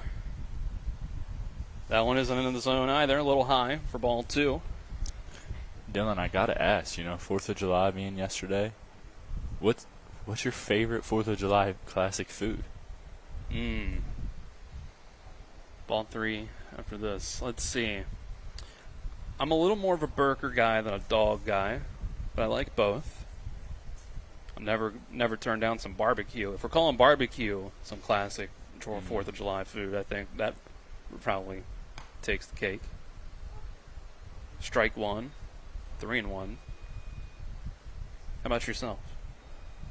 I think we got to go to the review system and see if barbecue's a 4th of July food. I'm not sure either. I don't know. I would understand. I'm sure in some places people would think, 4th of July, what's more American is this is fly out to center field for out number 2. The order number 6, the shortstop. Isaac Norman will come up with none on and 2 outs. Yeah, I mean, if I'm by a body of water, you can't go wrong with this, like a glizzy and chips and a lemonade. I mean, I feel like that's pretty lemonade classic. Lemonade's that's a pretty strong one. If we're throwing drinks in there as well, if we could call that sweet tea. You could see that. Oh, sweet tea. That's, if I'm not drinking water, it's probably sweet tea. That's pretty American right there. Right? Especially get below the Mason-Dixon line. Sweet tea. Some of the pipes down there run with sweet tea in them. 2-0 is the count to Norman. And you won't hear me complaining. Neither will I. Still 5-4 here from Shenandoah.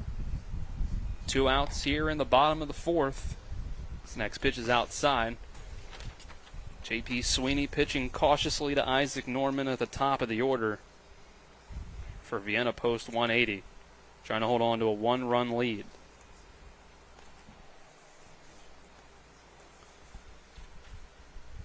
.30 puts Norman on first base with a 4-pitch walk. And I don't mind that, looking at Norman's resume, and we talked about his accolades earlier. Very batting first, very solid player, so you got to pitch carefully to him. For sure. Resume speaks for itself.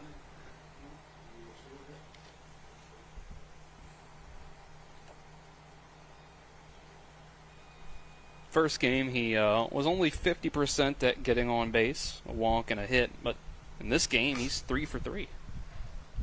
And the runner goes. And Smith having to jump up for that one. That's all you need is that little bit to not be able to get Norman running down there the second. Yeah, his speed, dangerous. Now you have a runner in scoring position. Try to get him in here. Now it's a 1-0 count. Runner on second with 2 outs. It's a tying run for post 180. This is out of the zone. Ball 2. Donahue 2 for 2 with 2 singles.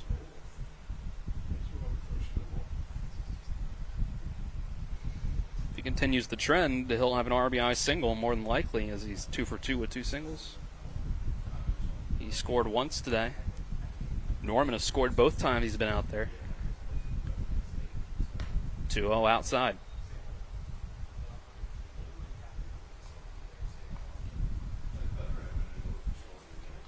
I like the gold helmets. I know I heard Tyler talking about the Notre Dame colorway. I like it. It's nice out there. Yeah, you got a golden dome out there. It's a 3-0 count. Sweeney, 2 straight 4-pitch walks. But with the way that these two at the top of the order have been hitting, you can't blame them for kind of pitching around them. But it's runners on first and second again for Daniel Killoran. And Coach Trip Tobin's going to go out there and have a talk with Sweeney. Yeah, just calm him down. Back-to-back 4-pitch walks. And Trip won't even step onto the mound. Sweeney started coming off of it. He just gave him a couple pats on the back and a few words of encouragement, it seems. And catcher going back to the dugout. I don't know what. Maybe he just had to get a beverage real quick. I'm sure it's hot out there and all that equipment. So. The second baseman, number 21, Daniel Pillow. Last time up, it was same situation in an RBI single for Killeran.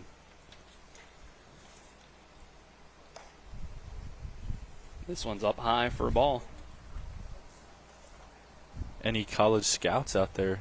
DK's in the portal. If you want to pick him up. Hit his line. Yeah. 1-0. Runner goes for third. It's a hit and run. It's right over to Jet Gross in center. Takes a few steps back. Gets it in the glove. That's out number 3. So a little trouble at the top of the order for J.P. Sweeney, but he gets out of it. Allow no runs. We'll go after the 60-second break to the 5th. This is American Legion Baseball on TV 10. Remember all the sports we played when we were kids? Oh yeah, swimming, tennis, basketball, Football, soccer, track. I loved winning. I still do. Our competitive spirit is still going strong. But now we use it to win for our clients. If you've been hurt in almost heaven, call the Sevens, 304-777-7777. SkinnerWins.com.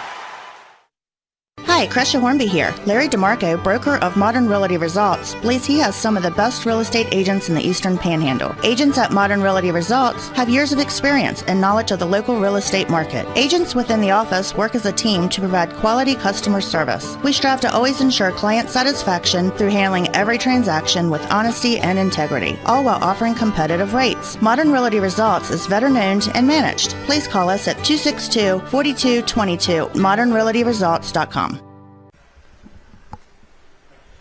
Welcome back to the top of the 5th inning here from Shenandoah University. The top of the 5th is brought to you by CMA Chevy and Toyota of Martinsburg, all in one convenient location, 650 Foxcroft Avenue, where owners just care more. Still a 5-4 lead for Post 14 over Post 180. And it looks like still Kyle Robertson will try to keep this one going and keep it just a 1-run deficit. We'll have to face the heart of the Post 14 order, though. All right, leading off the 5th inning. Oviedo, For Post 14, followed by Derrick and Sweeney. 10, Braden, Oviedo.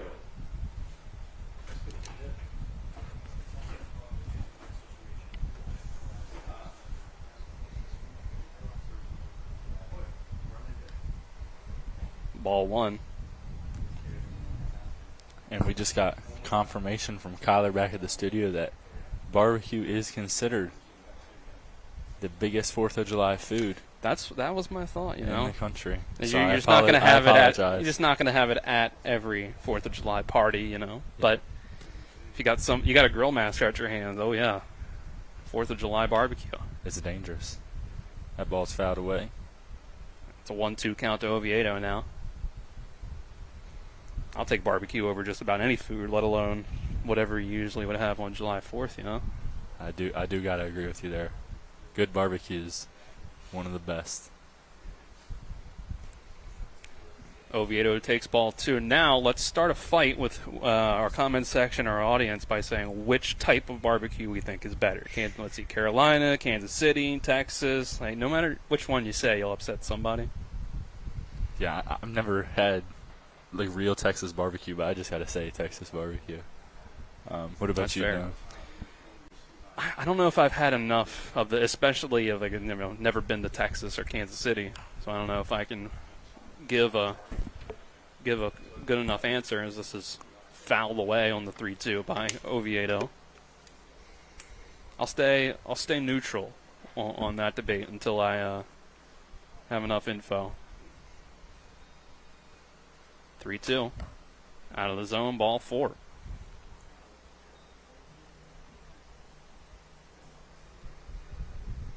third walk drawn so far in this second game for post 14. His first one allowed by Kyle Robertson. At the hit by pitch against McClintock. And now the first base on balls. Marshall Derrick. First game, his first 2 at-bats are both home runs. Second game, his first 2 at-bats are both groundouts. He's got a runner on first to work with here in the top of the 5th. One thing about him is you can at least say he's making contact. You can't deny him that. Even though he's had a little bit rougher of a second game so far, he's still hitting the ball. So if you can just straighten one of those out. And next pitch bounces, gets away from the catcher a little bit. And over to second base is Oviedo. So it takes away the double play opportunity.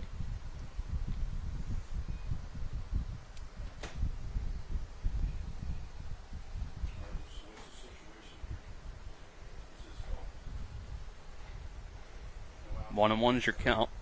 Runner now at second with no outs.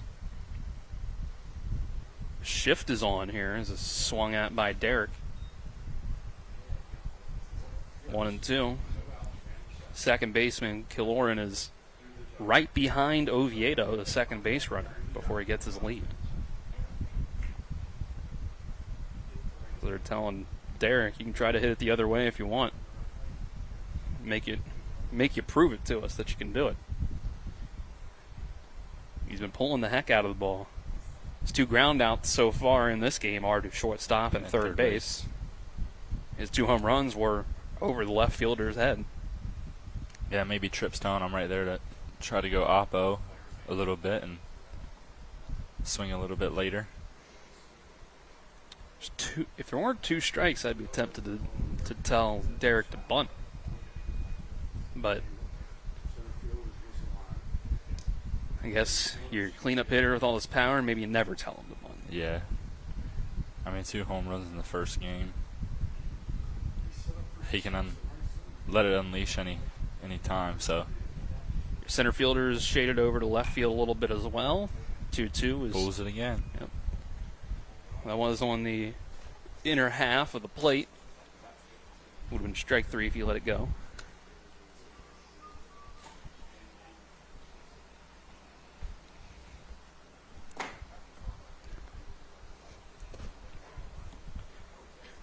Robertson to the plate again.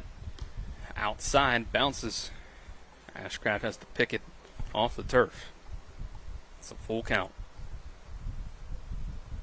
You'd rather not load the bases with no outs, but with Derrick here at the plate, first base open, I'm sure it's a solid consolation prize if all he does is take first base. This is popped up. Straight back. Sounded like it went off the press box. Yeah, I think it did. Or the little shack right next to us, perhaps, if not.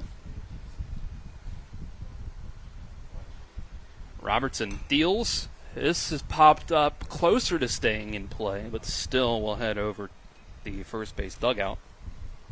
I mean, Derrick's fighting really well right now, getting contact on the ball, just nothing in play yet.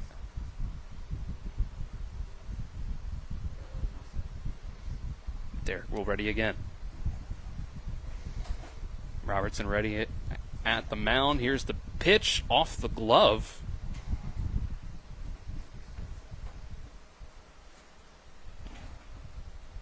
I think they'll say he got a piece of it. Yeah. It didn't look like it to me, but I thought that he missed it and it just popped out of the catcher's glove. Yeah, so did I. Umpire thinks differently, so we'll go again. That would have been a drop third strike otherwise. First base is not occupied.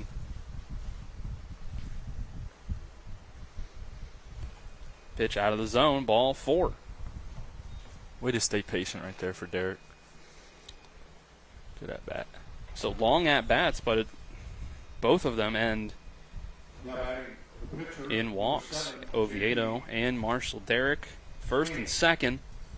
Second and first, if we go in that order of their names. For J.P. Sweeney, 2 for 2 with 2 singles.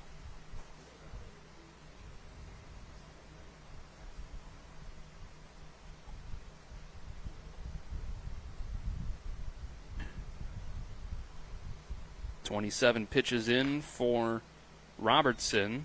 Sweeney was squaring around the bunt, but that broke outside. Nothing he could do with it.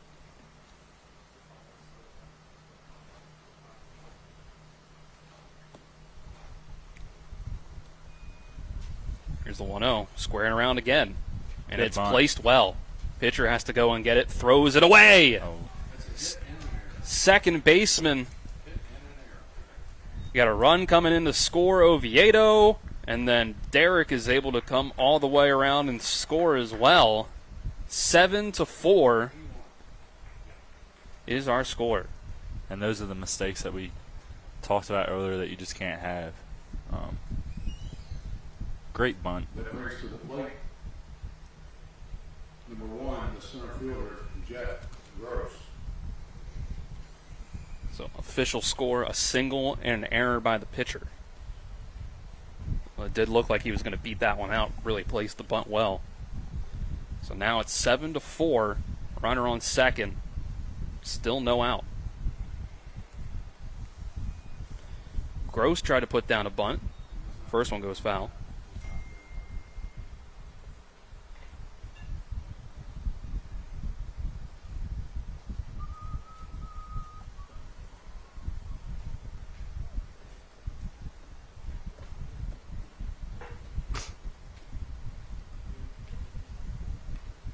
He's going to square around a bunt again. It was closer this time, but it still pushes foul over past third base. Down the third base line. Gross 1 for 1 with a walk and an RBI single.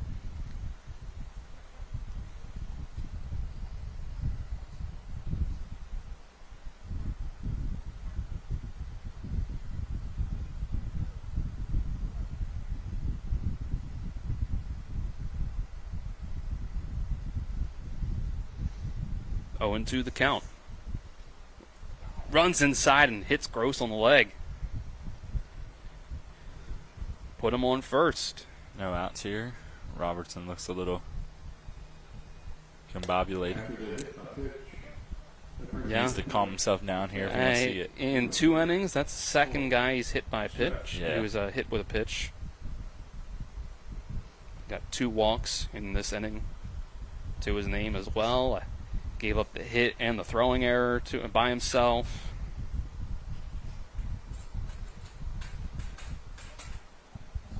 He's at 33 pitches.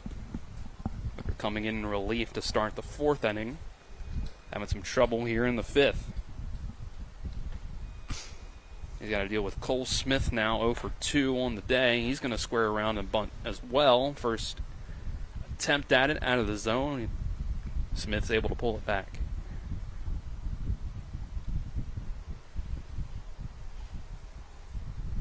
Trying to make life easier on J.P. Sweeney on the mound. Smith showed bunt at first, pulled it back. It's in the zone this time.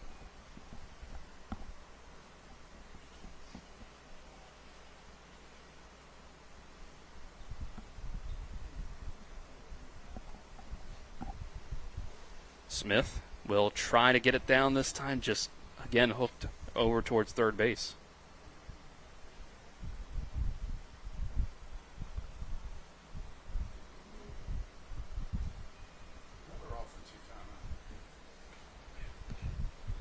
Coach Tripp Tobin will have a few words saying something to Smith.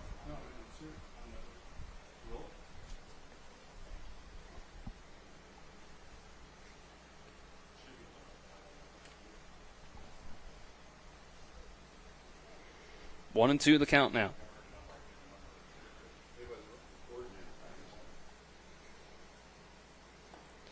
Off speed. Able to get Cole Smith to go through it. 63 miles per hour catches him off guard. Pinch hitting for Berkeley post 14. Number 15, Jacob Cumley. Jacob Cumley up now.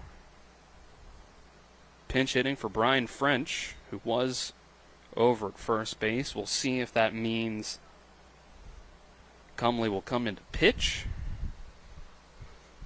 He'll come into play first base. He's the only one available off the bench for post 14 in this one. First pitch out of the zone, second pitch called, strike one. Up around the shoulders.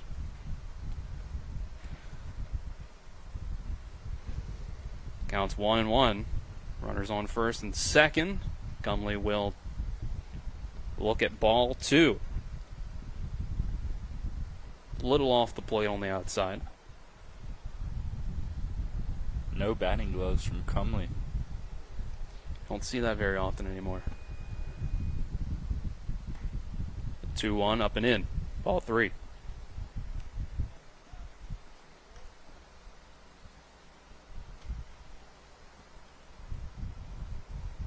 Infield, double play depth. Cumley able to watch the 3-1 up and in even further, loading the bases. And that might be it for Robertson. Coach Good coming out. See if it's just a mound visit or if he's ready for a new pitcher. 3 walks in this inning.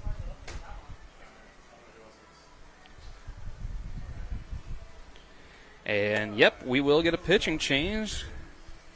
Daniel Killoran looks like it's his turn, potentially. And that is who he's handing the ball to. 7-4, post 14 leads in this game. 2 of 2 from Shenandoah University. Pitching change with the bases loaded and 1 out. Let's take 60 seconds. Come back with more American Legion baseball on TV 10. When it comes to providing you with a better car buying experience, CMA's Toyota of Martinsburg takes it personally. Why? Because we're employee owned. That makes us neighbors. And good neighbors take care of each other. Come experience the honesty, transparency, and value we provide every customer, every neighbor, each and every day. At CMA's Toyota of Martinsburg, owners just care more about you.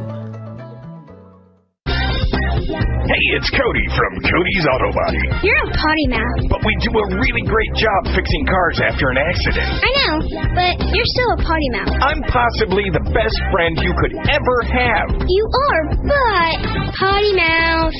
If you need your car repaired, come to Cody's Auto Body, located at 851 Wilson Street in Martinsburg. Because that's Cody's with a T for f***ing trust. See? Potty mouth. Ugh, leave me alone.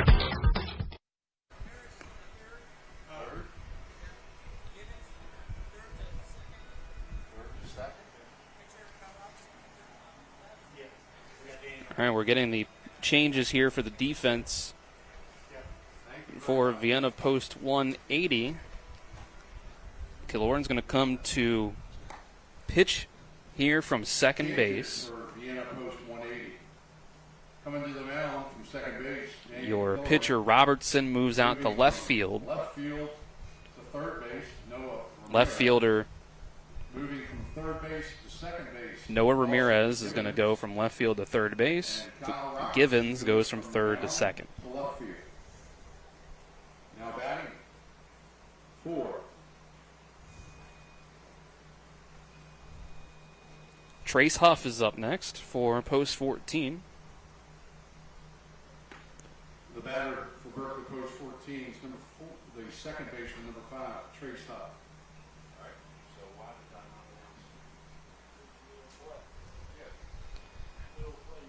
First one out of the zone from Killoran. This is going to be hit out to center field, and making the grab on the run is Will Donahue, but it's going to be a sacrifice fly, RBI for Trace Huff as the bases were loaded.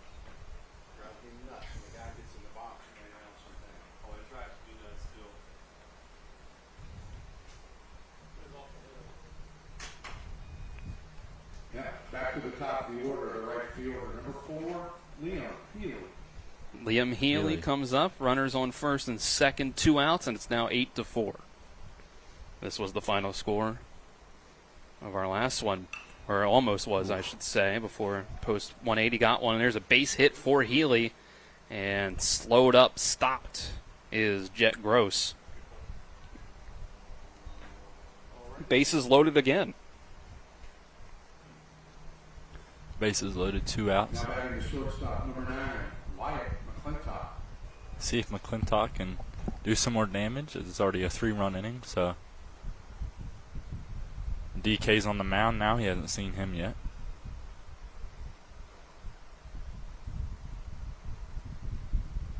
Third pitcher that Post 14 gets to see so far in this one is taken for a strike. Fifth pitcher they've seen for Post 180 today total.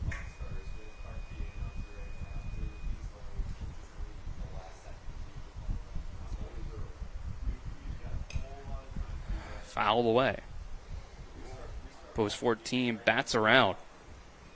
Oviedo on deck if they can continue this.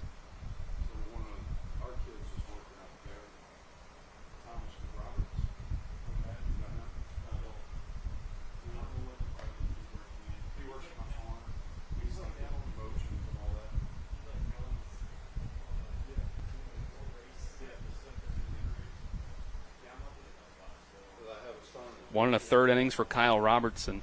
3 runs, 1 earned to his name so far. This is hit by McClintock the other way. It lands fair. 1 scores. Second one being waved home. Cut off will not be in time. He'll just hold on to it. Ramirez at third. 10-4. Post 14 has the lead. Now batting the third baseman, number 10, Braden Oviedo.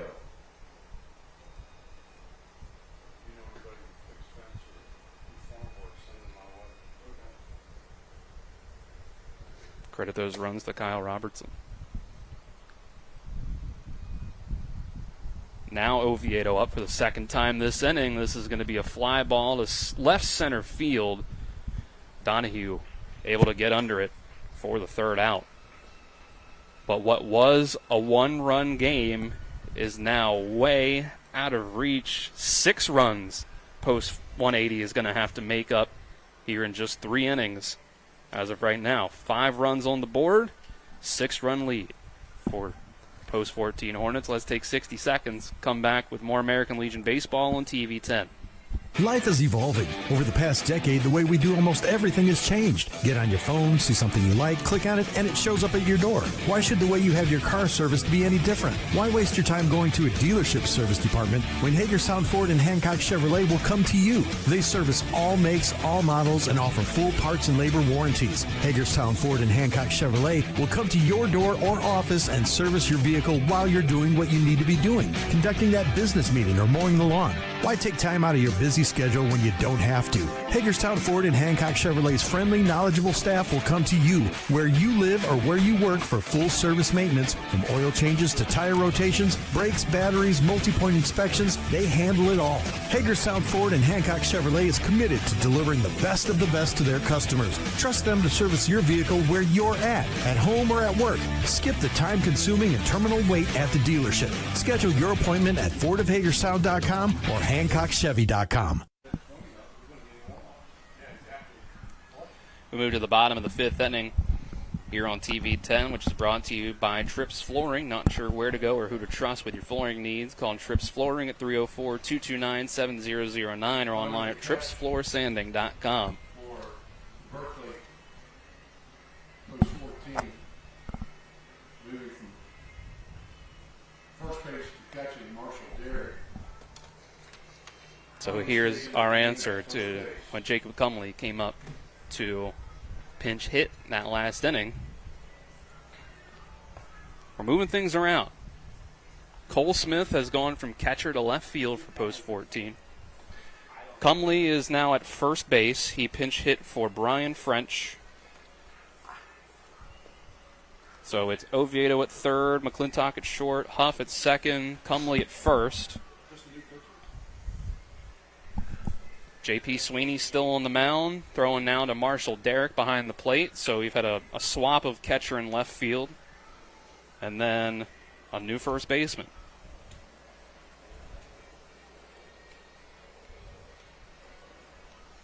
And we'll see if, I wouldn't doubt if Jacob Cumley closes out this game for Post 14. Or if Sweeney they try to ride him. He's only at 27 pitches. Bottom of the 5th. gave up a scoreless inning last inning, so. Bottom of the sixth for Vienna, post 180. Number 8, the third baseman, Noah Ramirez. Noah Ramirez will lead off the bottom of the 5th. Swinging at the first pitch. This is playable. Coming over from shortstop into shallow left is Wyatt McClintock to make the catch. Now batting the second baseman, number 17, Dawson Givens. Dawson Givens up next. It's a P6 in the score sheet for me. Scorecard. First pitch to Givens, low. We're learning a good bit here at Shenandoah. Tyler earlier was telling me about how a thought that I had, but you can't have a fly ball caught by an outfielder. This is on the ground, or infielder caught on the ground here. McClintock throws. This is a G6 after a P6.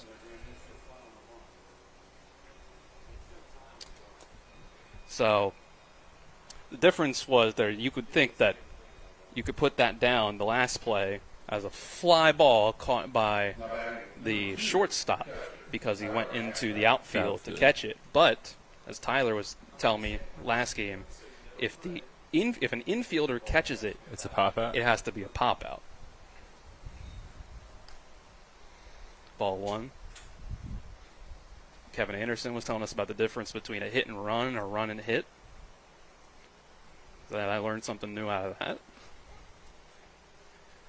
Strike in here, making it 1-1. It's always good to learn new things. Right? There's a lot of little intricacies with baseball like that, you know? Gotta be able to look at your scorecard and know exactly what happened. 1-1's the count here. Showing bunt, pulling back, strike 2. Tyler Ashcraft, 0 for 2. Grounded out to third, flew out to right, first and third. This pitch misses for ball 2. Yeah, Shenandoah ABS up here says that caught the top of the zone. 2-2. That's going to be drop third strike. As Ashcraft tried to check his swing, but it bounces to the backstop. Ashcraft has first base. There was no play.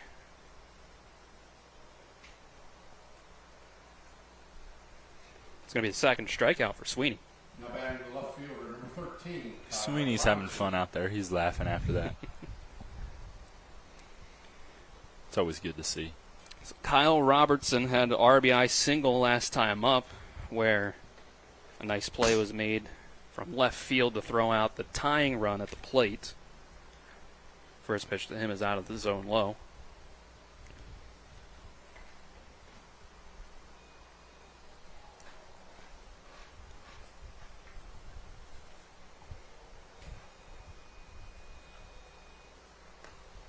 Runner goes on the pitch, and that's a good throw down by Marshall Derrick. He's doing it all today. Throwing out the runner for out number 3. Kyle Robertson will have to come back up next inning in the 6th. It's still 10-4, post 14, leading post 180. Let's take 60 seconds, come back with more American Legion baseball on TV 10.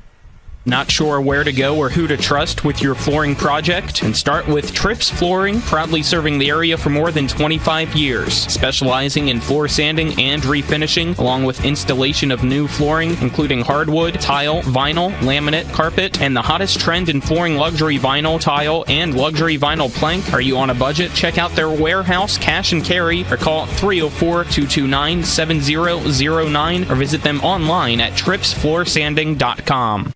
The Palace Lounge in Martinsburg is the place to be. Join us every night to relax and enjoy football or basketball games featuring either the Martinsburg Bulldogs, Shepherd University Rams, or West Virginia Mountaineers. We will have steak night every Wednesday, shrimp nights every Thursday, and now taco and margarita nights every Tuesday. You can find us on Facebook or call 304-267-7520. The Palace Lounge is located at 1350 Edwin Miller Boulevard in Martinsburg. We move to the top of the 6th inning on TV 10, brought to you by Parsons Ford at 1400 Shepherdstown Road and online at parsonsford.com. They became number one by making you number one first. Parsons. 10-4. Post 14 over post 180. 10 runs on 9 hits, no errors so far for post 14. 4 runs on 6 hits and 2 errors for post 180. It'll be Derek, Sweeney, and Gross due up 4, 5, and 6. We might get a late start to this inning here as a catcher just now out to the plate to help Killorn warm up.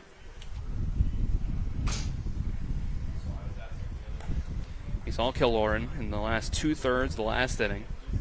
Gave up 2 hits. Runs came across the score, but they're credited in the end to Kyle Robertson. Ament went 3 innings, gave up 5 runs, 4 earned on 5 hits, 2 walks, struck out 1. Kyle Robertson went 1 1/3 innings. He gave up 5 runs, 3 earned, 2 walks, and a strikeout. Didn't give up any hits, but still has 5 runs to his name. 3 of them earned. Crazy stat. 5 runs in an inning and a third is not what you want to see either if you're a post 180 fan.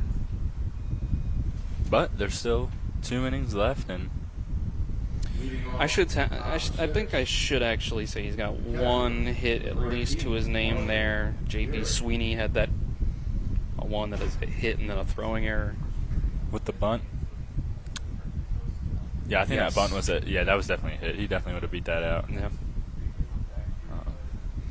So that's 1 for him. Killorn came in and shut the door eventually. This is a first pitch ball up high to Derek.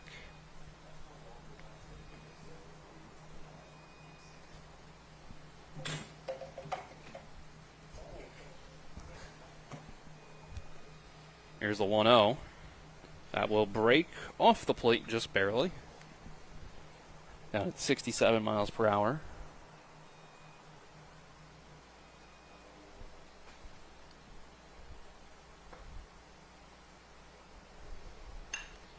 And this 2-0 pitch is hit towards deep center field and deep right center field, and it's going to bounce over the wall in right center for a ground rule double.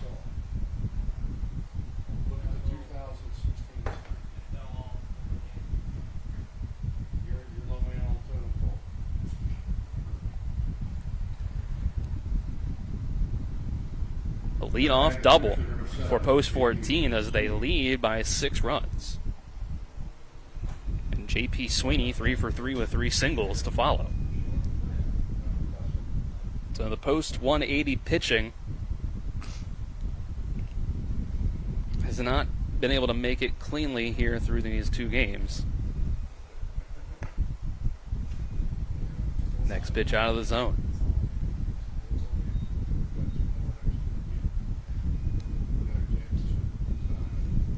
Let me just see that power again by Derek. And it makes for his 3rd extra base hit today. In these 2 games, this is fouled away. Glad I got to see it. Carried a little bit more on a more windy day. Would have been his 3rd homer of the day, so yeah, good for him. You could tell off the bat that Donahue in center immediately was like, nope, this is going over my head. Sweeney hasn't been putting it over anybody's head other than the infielders, but he's 3 for 3 so far.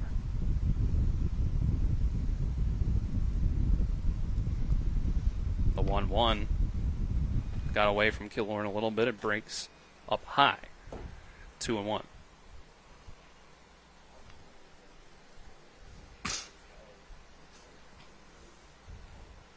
Sweeney steps out of the box a little bit. Takes his helmet off, adjusts. He's got a lot of hair under there to keep contained. He does. 2-1 pitch. Runs inside, but swung at, fouled, and stayed in play, but it would have been a real nice play for Ashcraft behind the plate to make that one. Good day for Sweeney. 3 for 3. Hitting the ball hard. Not too bad pitching on the mound so far either. Yeah. Here's your 2-2 from Killorn. This is 4 into for 4. left field. Yeah, Or 4 for 4 with 4 singles. Oh, didn't send him. Marshall Derrick held up. Brakes put on at third. Runners on first and third on the corners with no outs. I would have sent him when I saw those sparks flying up earlier in the game. But just Tripp. No, I'm just joking. Good decision, Tripp. Yeah, 4 for 4 for Sweeney. Been pretty solid on the mound so far. Definitely in the runnings for player of the game. Looks like. Yeah. Pretty solid. Jack Gross up next. Sweeney's pitched 2 2/3 so far. He hasn't given up a run. Just a hit and 2 walks. And runner going for second before and getting second base as they must have had the catcher's indifference and allow them to get it with no throw. Oh. Yeah. Sweeney's been stealing bases too. Yeah. Not his first of the day. You're right. He's come around to score. He's 4 for 4. Stolen bases. I'd say that is a leading candidate for player of the game as of now. Runners on second and third now. It's a 1-0 count, and Jack Gross is going to drive in at least one here. The outfield was shallow, and that is all it's going to be, but the one run makes it 11-4.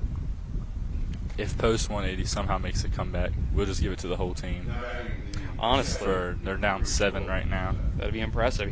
That's the second RBI for Jack Gross, joining Wyatt McClintock with 2 RBIs. That's the only thing kind of holding down Sweeney a little bit, as his singles haven't driven anybody in. He has a chance to score himself. No outs. This is out of the zone.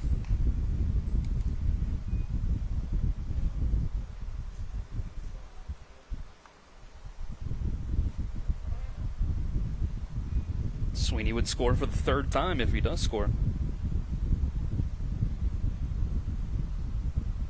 Cole Smith is 0 for 3 though. But right now he faces a 3-0 count.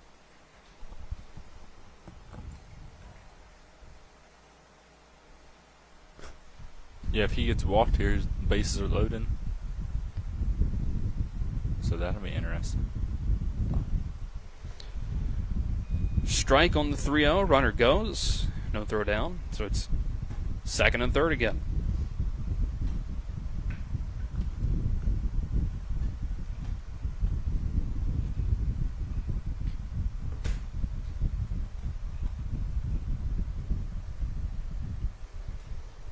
The 3-1 to Smith. It's looked at. That's ball 4. Took a second for Smith to realize it was ball 4. But he'll go down and the bases are loaded again. Number 15, Jacob Cumley. If Smith can come around to score, if Cumley or Post 14 in general can get all of these runners on base in, and Post 180 is going to be facing their final 3 outs in the next half inning. Cumley watches the first one in the zone for a strike.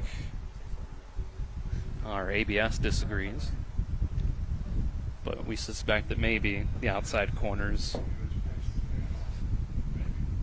Yeah, the ABS. We'll see. This is a nice base hit piece. smacked right back up the middle. One will score. Tripp's going to hold up the runner at third.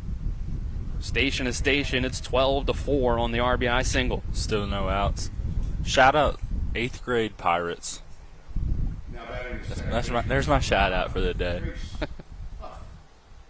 You know who you are if you were on that team in Hedgesville Senior League, Little League, whatever it was.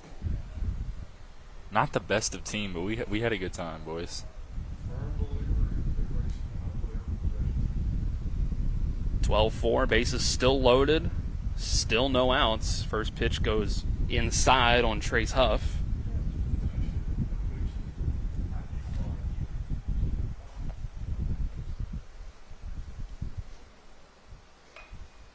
Next pitch fouled away.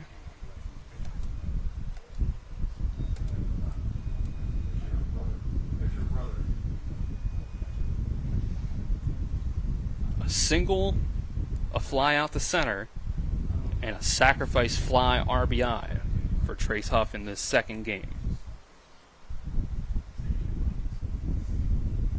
Last game he went 0 for 2, scored a run, drew a walk.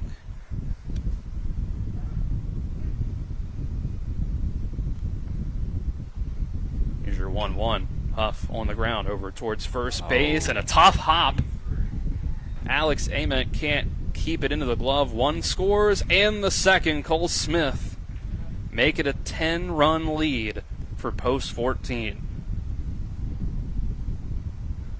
Still no outs for Post 180. You hate to see it. At the top of the order, the right fielder number 4, Liam Healy. Gross and Smith score to make it 14-4, which means Post 180 is down to their last 3 outs in the next half inning. 9 runs so far in the last 2 innings for Post 14.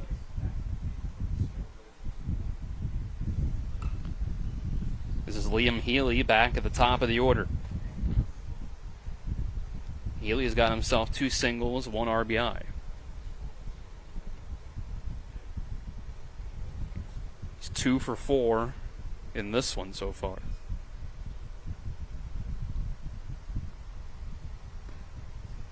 Oh, 2 breaking pitch, a little too low and outside. Post 14 just having themselves a day. That first game was pretty close with 8-5 as the final, and they're just raking the ball today. Obviously, the mistakes are adding up for Post 180. This is popped up shallow center field, so shallow that Norman can just step out a bit from shortstop and make the play. Wyatt McClintock. Bases still with runners on first and second. And 1 out.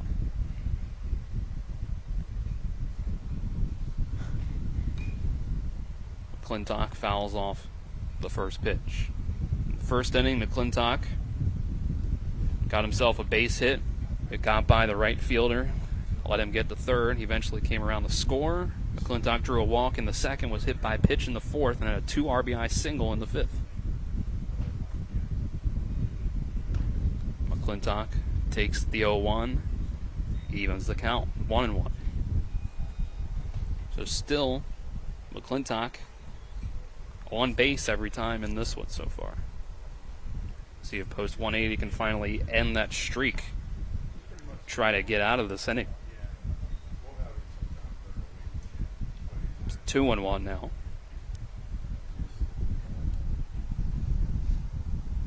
Yeah, Post 180 obviously just wants to get out of this half inning and have a chance to cut into the 10-run lead, but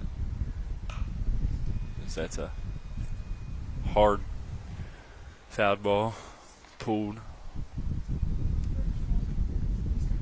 It's hot out there. It's a long day for him. You can kind of see DK getting frustrated on the mound a little bit. Yeah, some of these guys that have been playing both games got to be tired at this point. McClintock swings through it. Strike 3, out number 2. With 2 outs, that brings to the plate the third baseman, number 10, Brandon Oviedo. Oviedo. He's up now 0 for 3 drawing a walk. Came around to score what he did.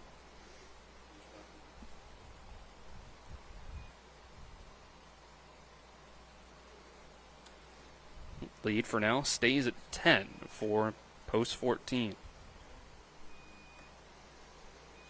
First pitch called a strike.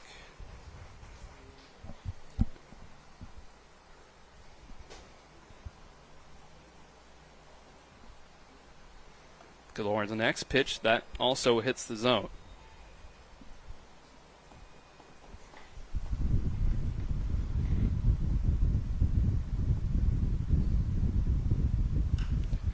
Oviedo hits this one high into pretty shallow or middling right center field, and this is caught by Will Donahue for the third out.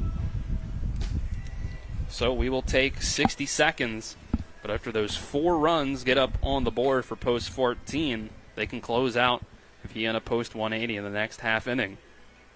We'll take 60 and come back with more American Legion baseball on TV 10. With 4 new car dealerships and 4 used car dealerships in 3 states, Parsons is the largest used car and fastest growing new car dealer in the tri-state area. Take Parsons Ford with huge savings on hundreds of new Fords, financing from 0%. Parsons' goal of financing for all. And Parsons' famous above-market trade-in allowances that help make Parsons #1 for used cars, too. See why so many won't buy anywhere but Parsons Ford in Martinsburg. We became #1 by making you #1 first. Parsons.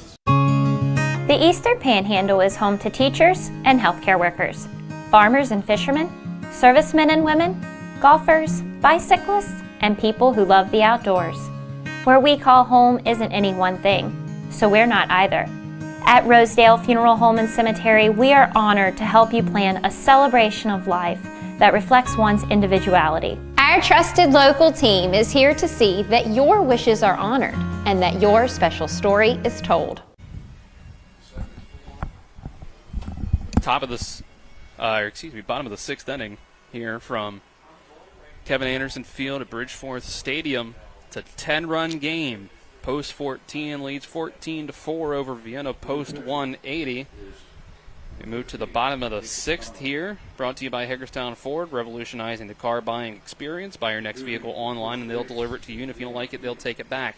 Visit them online at FordofHagerstown.com. Jacob Cumley will indeed try to close this one down for post 14. That ends the day on the mound for Jacob Cumley. 2 2/3, gives up no runs on 1 hit and 2 walks and strikes out 2. Cumley will have a shot at the bottom third of the post 180 lineup, and if he keeps them off the board, the game is over on the 10-run rule.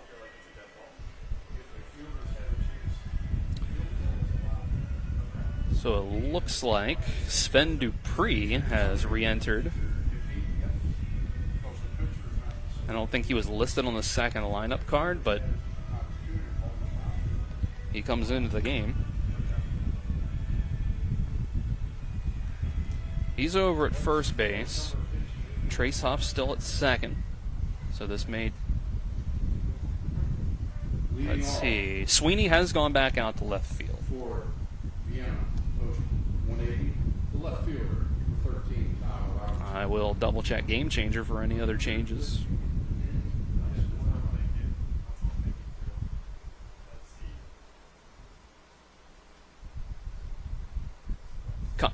I was going to say it looked like Cole Smith in right field instead of Liam Healy, and it is. So it's now Sweeney, Gross, Smith, left to right in the outfield. With Liam Healy now at first base. There you go. It's not Sven Dupree. I thought he was number 4 there for a minute. Okay.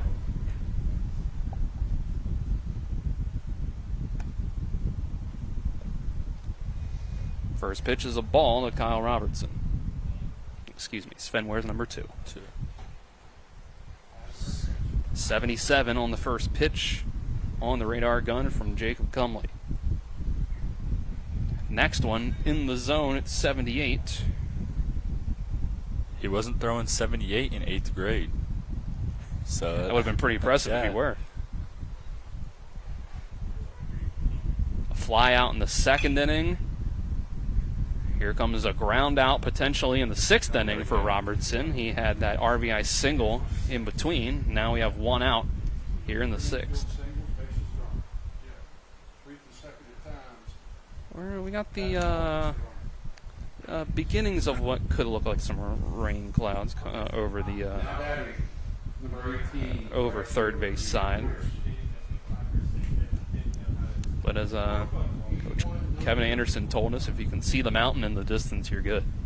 And I can see it. I can see it a little. I can see it. I don't know if I can.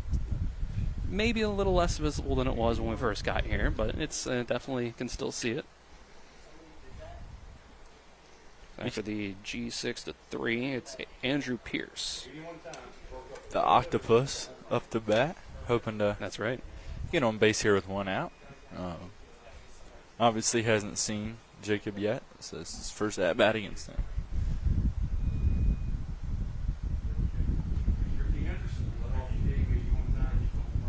(2-0). This is hit out to center field. Jet Gross is going to be able to be under it. He makes the catch. And post 180 is down to their last out. And it's Alex Ament at the bottom of the order, 0 for 2 with a strikeout swinging and a fly out to center field.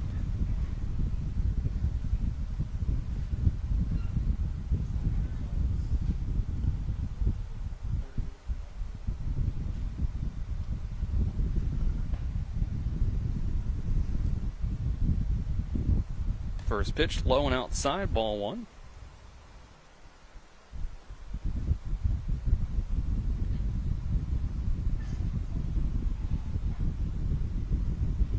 Only follows with a fastball in for strike 1.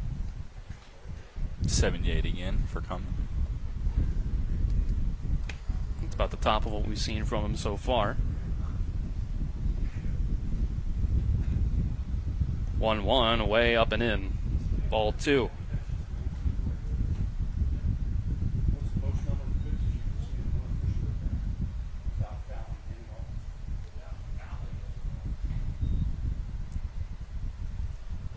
Here's the next pitch. That'll be low and outside. Overthrown a bit by Cumley.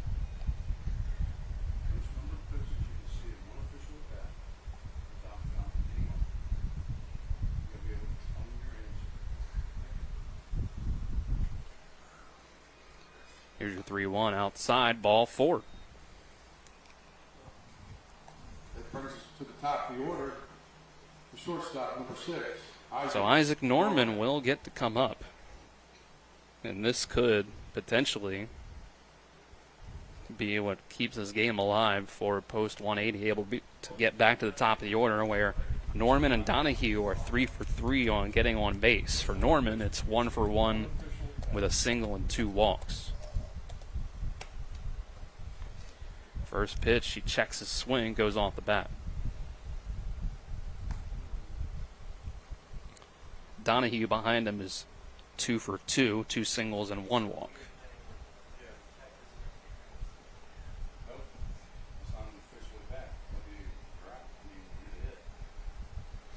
Here's the 0-1. This is right up the middle center field, and it drops just in front of Jet Gross. If he came in any further, it might have bounced over his head. So now runners on first and second, and once again, Norman's on base.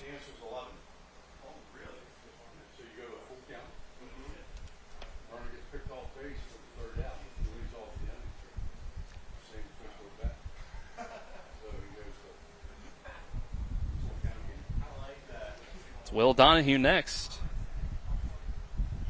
Runners on first and second with 2 outs. Donahue takes strike 1.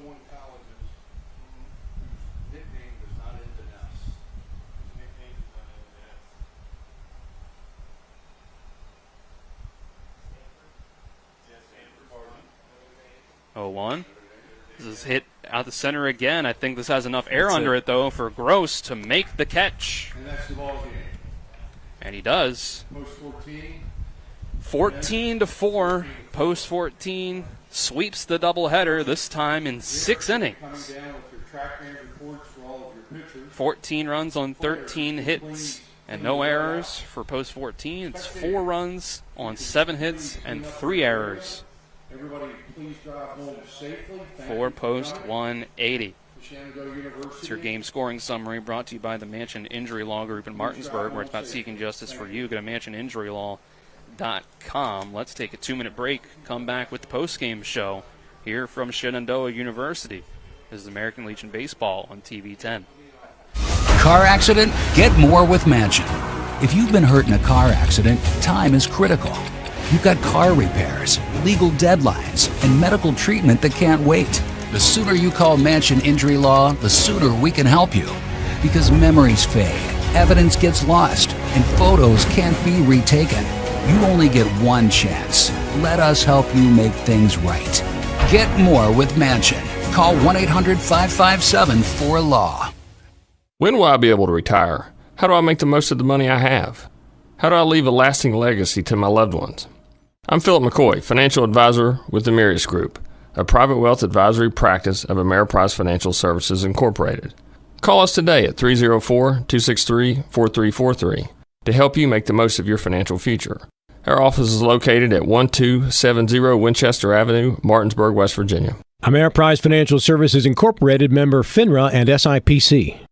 The Palace Lounge in Martinsburg is the place to be. Join us every night to relax and enjoy football or basketball games featuring either the Martinsburg Bulldogs, Shepherd University Rams, or West Virginia Mountaineers. We will have steak night every Wednesday, trip nights every Thursday, and now taco and margarita nights every Tuesday. You can find us on Facebook or call 304-267-7520. The Palace Lounge is located at 1350 Edwin Miller Boulevard in Martinsburg. With 4 new car dealerships and 4 used car dealerships in 3 states, Parsons is the largest used car and fastest growing new car dealer in the tri-state area. Take Parsons Ford with huge savings on hundreds of new Fords, financing from 0%, Parsons' goal of financing for all, and Parsons' famous above-market trade-in allowances that help make Parsons #1 for used cars too. See why so many won't buy anywhere but Parsons Ford in Martinsburg. We became #1 by making you #1 first. Parsons. Welcome into the post-game show here on TV 10, brought to you by the Palace Lounge on Edwin Miller Boulevard in Martinsburg, where with a full lunch and dinner menu with daily specials and a clean and comfortable atmosphere. Check out the menu on the Palace Lounge Facebook page. Ethan 14-4, post 14, able to take the second game of this doubleheader and to sweep it after winning the first one 8-4. Yeah, it looked like total domination out there today. Besides a rough beginning, post 180 took the lead in the first inning, but other than that, it was just a really good day all around. Post 14, J.P. Sweeney, spoiler alert, he's the player of the game with his pitching and his hitting. I think we're going to get him on the mic here. Yeah, we're going to try to get both of our players of both games and Trip Tobin up here. Yeah, so. Yeah, we're going to be able to hear from everybody. But yeah, I mean, the word I would describe is just domination. I don't know about you, but yeah, no, I mean, I think to an extent, post 180 ran out of some pitching. The relievers didn't have it in that second game in particular. And it was just, really the first game was more of just an inning or two that went awry. And I guess you could say the same thing about this one, but it just felt like overall a little more. Here come our players of the games and Coach Trip Tobin up. We'll talk to Marshall Derrick first, player of the game for our first game. With 2 home runs, added himself in a ground rule double in that second game. You're making plays out in the field as well, behind the plate. Just take me through that first game when you get both of those home runs. What were you seeing at the plate? Did it just feel like as soon as it came out of the hand you had it? Or Yeah, I figured I hit that first one, and that was a fastball. And figured I'd get curveball first pitch. And sure enough, right out of the hand, I saw it. Oh, there you go. And you guys overall on the day were able to be very successful on the mound. A little bit of a slow start in both games. Able to get up a little bit was post 180. Then you guys fire back in those late innings, get a bunch of runs up on the board. What's it say about your team that, even if the other team takes an early lead, you guys are able to fight back? Oh, yeah, we just have grit. Nice, really gritty. And we can start off slow and come back. And just talk to me a little bit about your pitching there as you got behind the plate there at the end of that second game. what you've seen from those guys and just the, reassurance they're able to give you up there on the mound when you guys take the lead. Like, yeah, they'll handle it. They'll shut the door for us. Yeah, they throw strikes. I mean, I don't think we walk many guys today at all. Yeah. So you come away from today with 2 wins. How are you guys feeling? Good. Very good. Very good. All right. Well, thank you. Congrats on player of the game for our first game here. Appreciate and we'll be able to switch things over to J.P. Sweeney, player of the game for our second game here. Got up on the mound in relief. We're able to keep the lead there as you guys extended it. I believe we have you as 4 for 4 with 4 singles for that second game as well. Just in that second game in particular, what do you think you were seeing there at the plate? I'm still trying to get back in the groove of things. I was on vacation for 2 weeks, so I actually showed up to the first game in like maybe the 3rd inning. But I mean, just swinging the bat and see what happens. You put the ball in play, things will go your way. So I was just working on being on time and putting the bat on the ball. And Coach Tobin sends you out there in relief of Brian French for that second game. You were able to hold things out for your guys. How were you feeling up there on the mound? Still a little bit rusty, but I've been watching some film and I've realized some things about how my delivery is and what I need to work on, and just got up there and I felt good when I got up there, but it got hot later in the game and just throw strikes. That's the name of the game. How do you kind of pace yourself, keep control on a hot day like this if you're out on the mound, especially when it's like, the sun's not behind a cloud, you're kind of just out there straight in the middle of the field, sun beating down on you. Yeah. What do you kind of have to do, especially if you're out on the mound and the inning starts to go long? Realistically, it's 2 modes, and it's get it done as fast as you can or take your time with it. And you just got to pick which one to do at what time, kind of? Yeah, it kind of reveals itself as you get going. You get in the groove of things, and you gotta just keep it going. And when we don't have it, you gotta just take a second and reset. And finally, I'll just ask you how you guys are feeling after the 2 wins here today. I think feeling pretty good. I've been out for a while, but I'm confident that we're going to keep winning and keep doing what we do, playing good baseball. All right. Well, congrats on player of the game for our second game. Thank you. And congrats on the wins here. So you can go ahead and hand off the headset to Coach Tripp over here. Tripp, 2 wins for you guys on the day. You could call it a slow start in both games, but you guys are able to come back even if Post 80 got up on you by a run or 2 there, especially at the beginning of the first game. They get up 4-0, and then Derek sends one over the wall twice to tie you back up. Just how'd you feel about you guys' resilience to come back in that one? Even second game they get a little lead, and you guys are still able to battle back. Right, yeah. I mean, those guys, they're confident in themselves. They don't panic. There's a lot of experience in that dugout, and they know that they can hit. And, they had faith in Jackson. We had faith in Jax that he would come in and, he would find it. He's been struggling a little bit. He's had good days, bad days. He can't seem to put it together. Today, he topped out at 87. He's starting to get that velo back up, since that injury. And, when you get injured like that, it messes with you mentally. Not, physically, of course, but also mentally. And so he had to get over that hump today and did a great job. Went out there and battled and started to look like the Jacks of old who can battle through some adversity early. Really didn't give up 2 earned runs, 3 hits. The error that we threw down the line and a couple of things, but I was really impressed with him, and wanted to get him in around 60, 70 pitches. He did that for us, give us a chance to win. And Sven come in and shut the door, and of course Marshall led that offense that I think is going to be a juggernaut whenever everyone's here, whenever we clear all these vacations and everybody gets back and gets healthy. I think we're going to be a very offensive team.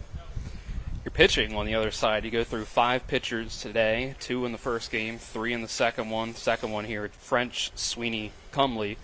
Guys were able to keep the runs off the board well enough, especially with the bullpen there. How were you feeling with those guys? Yeah, I mean, all 5 of those guys, of course, everyone out there today's hot, but it's really hot for the pitchers and the catchers. Hats off to Cole Smith. He to me, he's kind of the MVP of the day. He went back there, held that down as long as he could. We finally was able to talk him out of there and let Marshall come in, with Edwards away for a family gathering and, Pedersen's on vacation and, and Coach Robbie's had got a graduation party today, so he had to come in and take that load, and he did that as long as he possibly could. We finally got him out when we could, but hats off to him, hats off to those pitchers. It is brutally hot out there. It's just been a hot week, and it wears down on you. They were, of course, 4th of July, none of them were home in bed resting, so they were all out having a good time last night. So hats off to those guys and to Cole for being able to get out there and be, a great battery for us today. And I'll just ask you in general before I let you go here, only just under 2 weeks until the area tournament sneaking up on us. How are you feeling about how you guys have been playing in general? Well, I think we're playing well. I think our defense is great. Interchangeable parts when guys come in to pitch. When Jameer's here, we have a unbelievably solid group of infielders to pick from. Ovi's holding down third base. I think our defense is great, and I think it helps our pitchers. And our pitchers, they're not overpowering pitchers. They throw strikes. They don't give up free bases. The defense is going to work. Jet's been, manning the outfield, and Liam and JP, and they've been hitting heck out of the ball. So I'm really excited, to get the whole group here. To get all these grad parties and get some of these vacations behind, and they have to do it. They give up a lot in order to play summers. Some of them giving up vacations. Parents are working around area state tournaments, so we knew it was going to be a tough time from the time that the state tournament ended on June 13th till the area tournament starts on July 16th. 4 or 5 week period. They all got to get their grad parties, their senior weeks, their family vacations in before they go back to college. So we knew it was going to be playing interchanging parts, and the guys been doing a great job picking each other up. I mean, Brian French started the game early today, and Comley comes in, plays first, gets a 2 RBI single, and then he comes in and pitches. So we can count on those guys. It's good to get those guys reps because you're only as good as your weakest link, and I think that we got an 18 group of guys that can really get it done. Speaking to your pitchers throwing strikes through 5 pitchers in 13 innings today, you had 4 guys just throw 1 walk and Sweeney with 2. So you guys were in the zone. They know they're pitching. If they, we'll say like when it's 2-0, they'll see how far they can hit it and let our defense work. I mean, batters will get themselves out, and you can't help them. And our defense has been great, and so. We just, the pitchers have confidence there. They can throw the ball over the plate, and they'll get some outs as long as they don't give up free bases. We do a great job defending the bunt. You see, we don't get stolen on too much. We work on it. We hold runners well. So, I think we're, below average on stolen base attempts as far as I think we're successful, above average successful when throwing out runners. So that holds the running game down.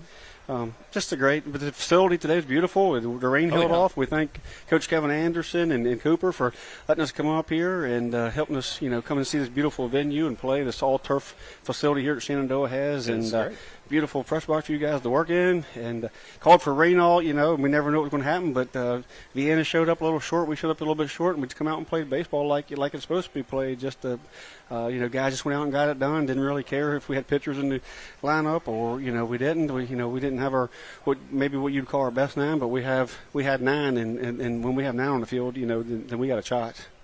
I agree. Yeah. Mm-hmm. So thank you, Tripp. Thank you. And thanks to our players of the game, which are brought to you by Parsons Ford, 1400 Shepherdstown Road, online at parsonsford.com. They became number 1 by making number 1 first. Parsons is going to wrap us up here from Kevin Anderson Field, Shenandoah University, Bridgeforth Stadium, for Kyler High back at the studio, for Tyler Strine behind the camera, Ethan Elliott next to me for this one, Tyler next to me for the first game on color as well. I'm Dylan Bishop saying so long here from Winchester. 2 wins in the books for Berkeley Post 14 over Vienna Post 180. This has been American Legion Baseball on TV 10. Hope you have a great rest of your Sunday night. You've been tuned into American Legion Baseball for the continued excitement of high school, college, and Major League Baseball. Keep it tuned to 106.5 FM, AM 740, Comcast Cable Channel 10, and online at talkradiowrnr.com.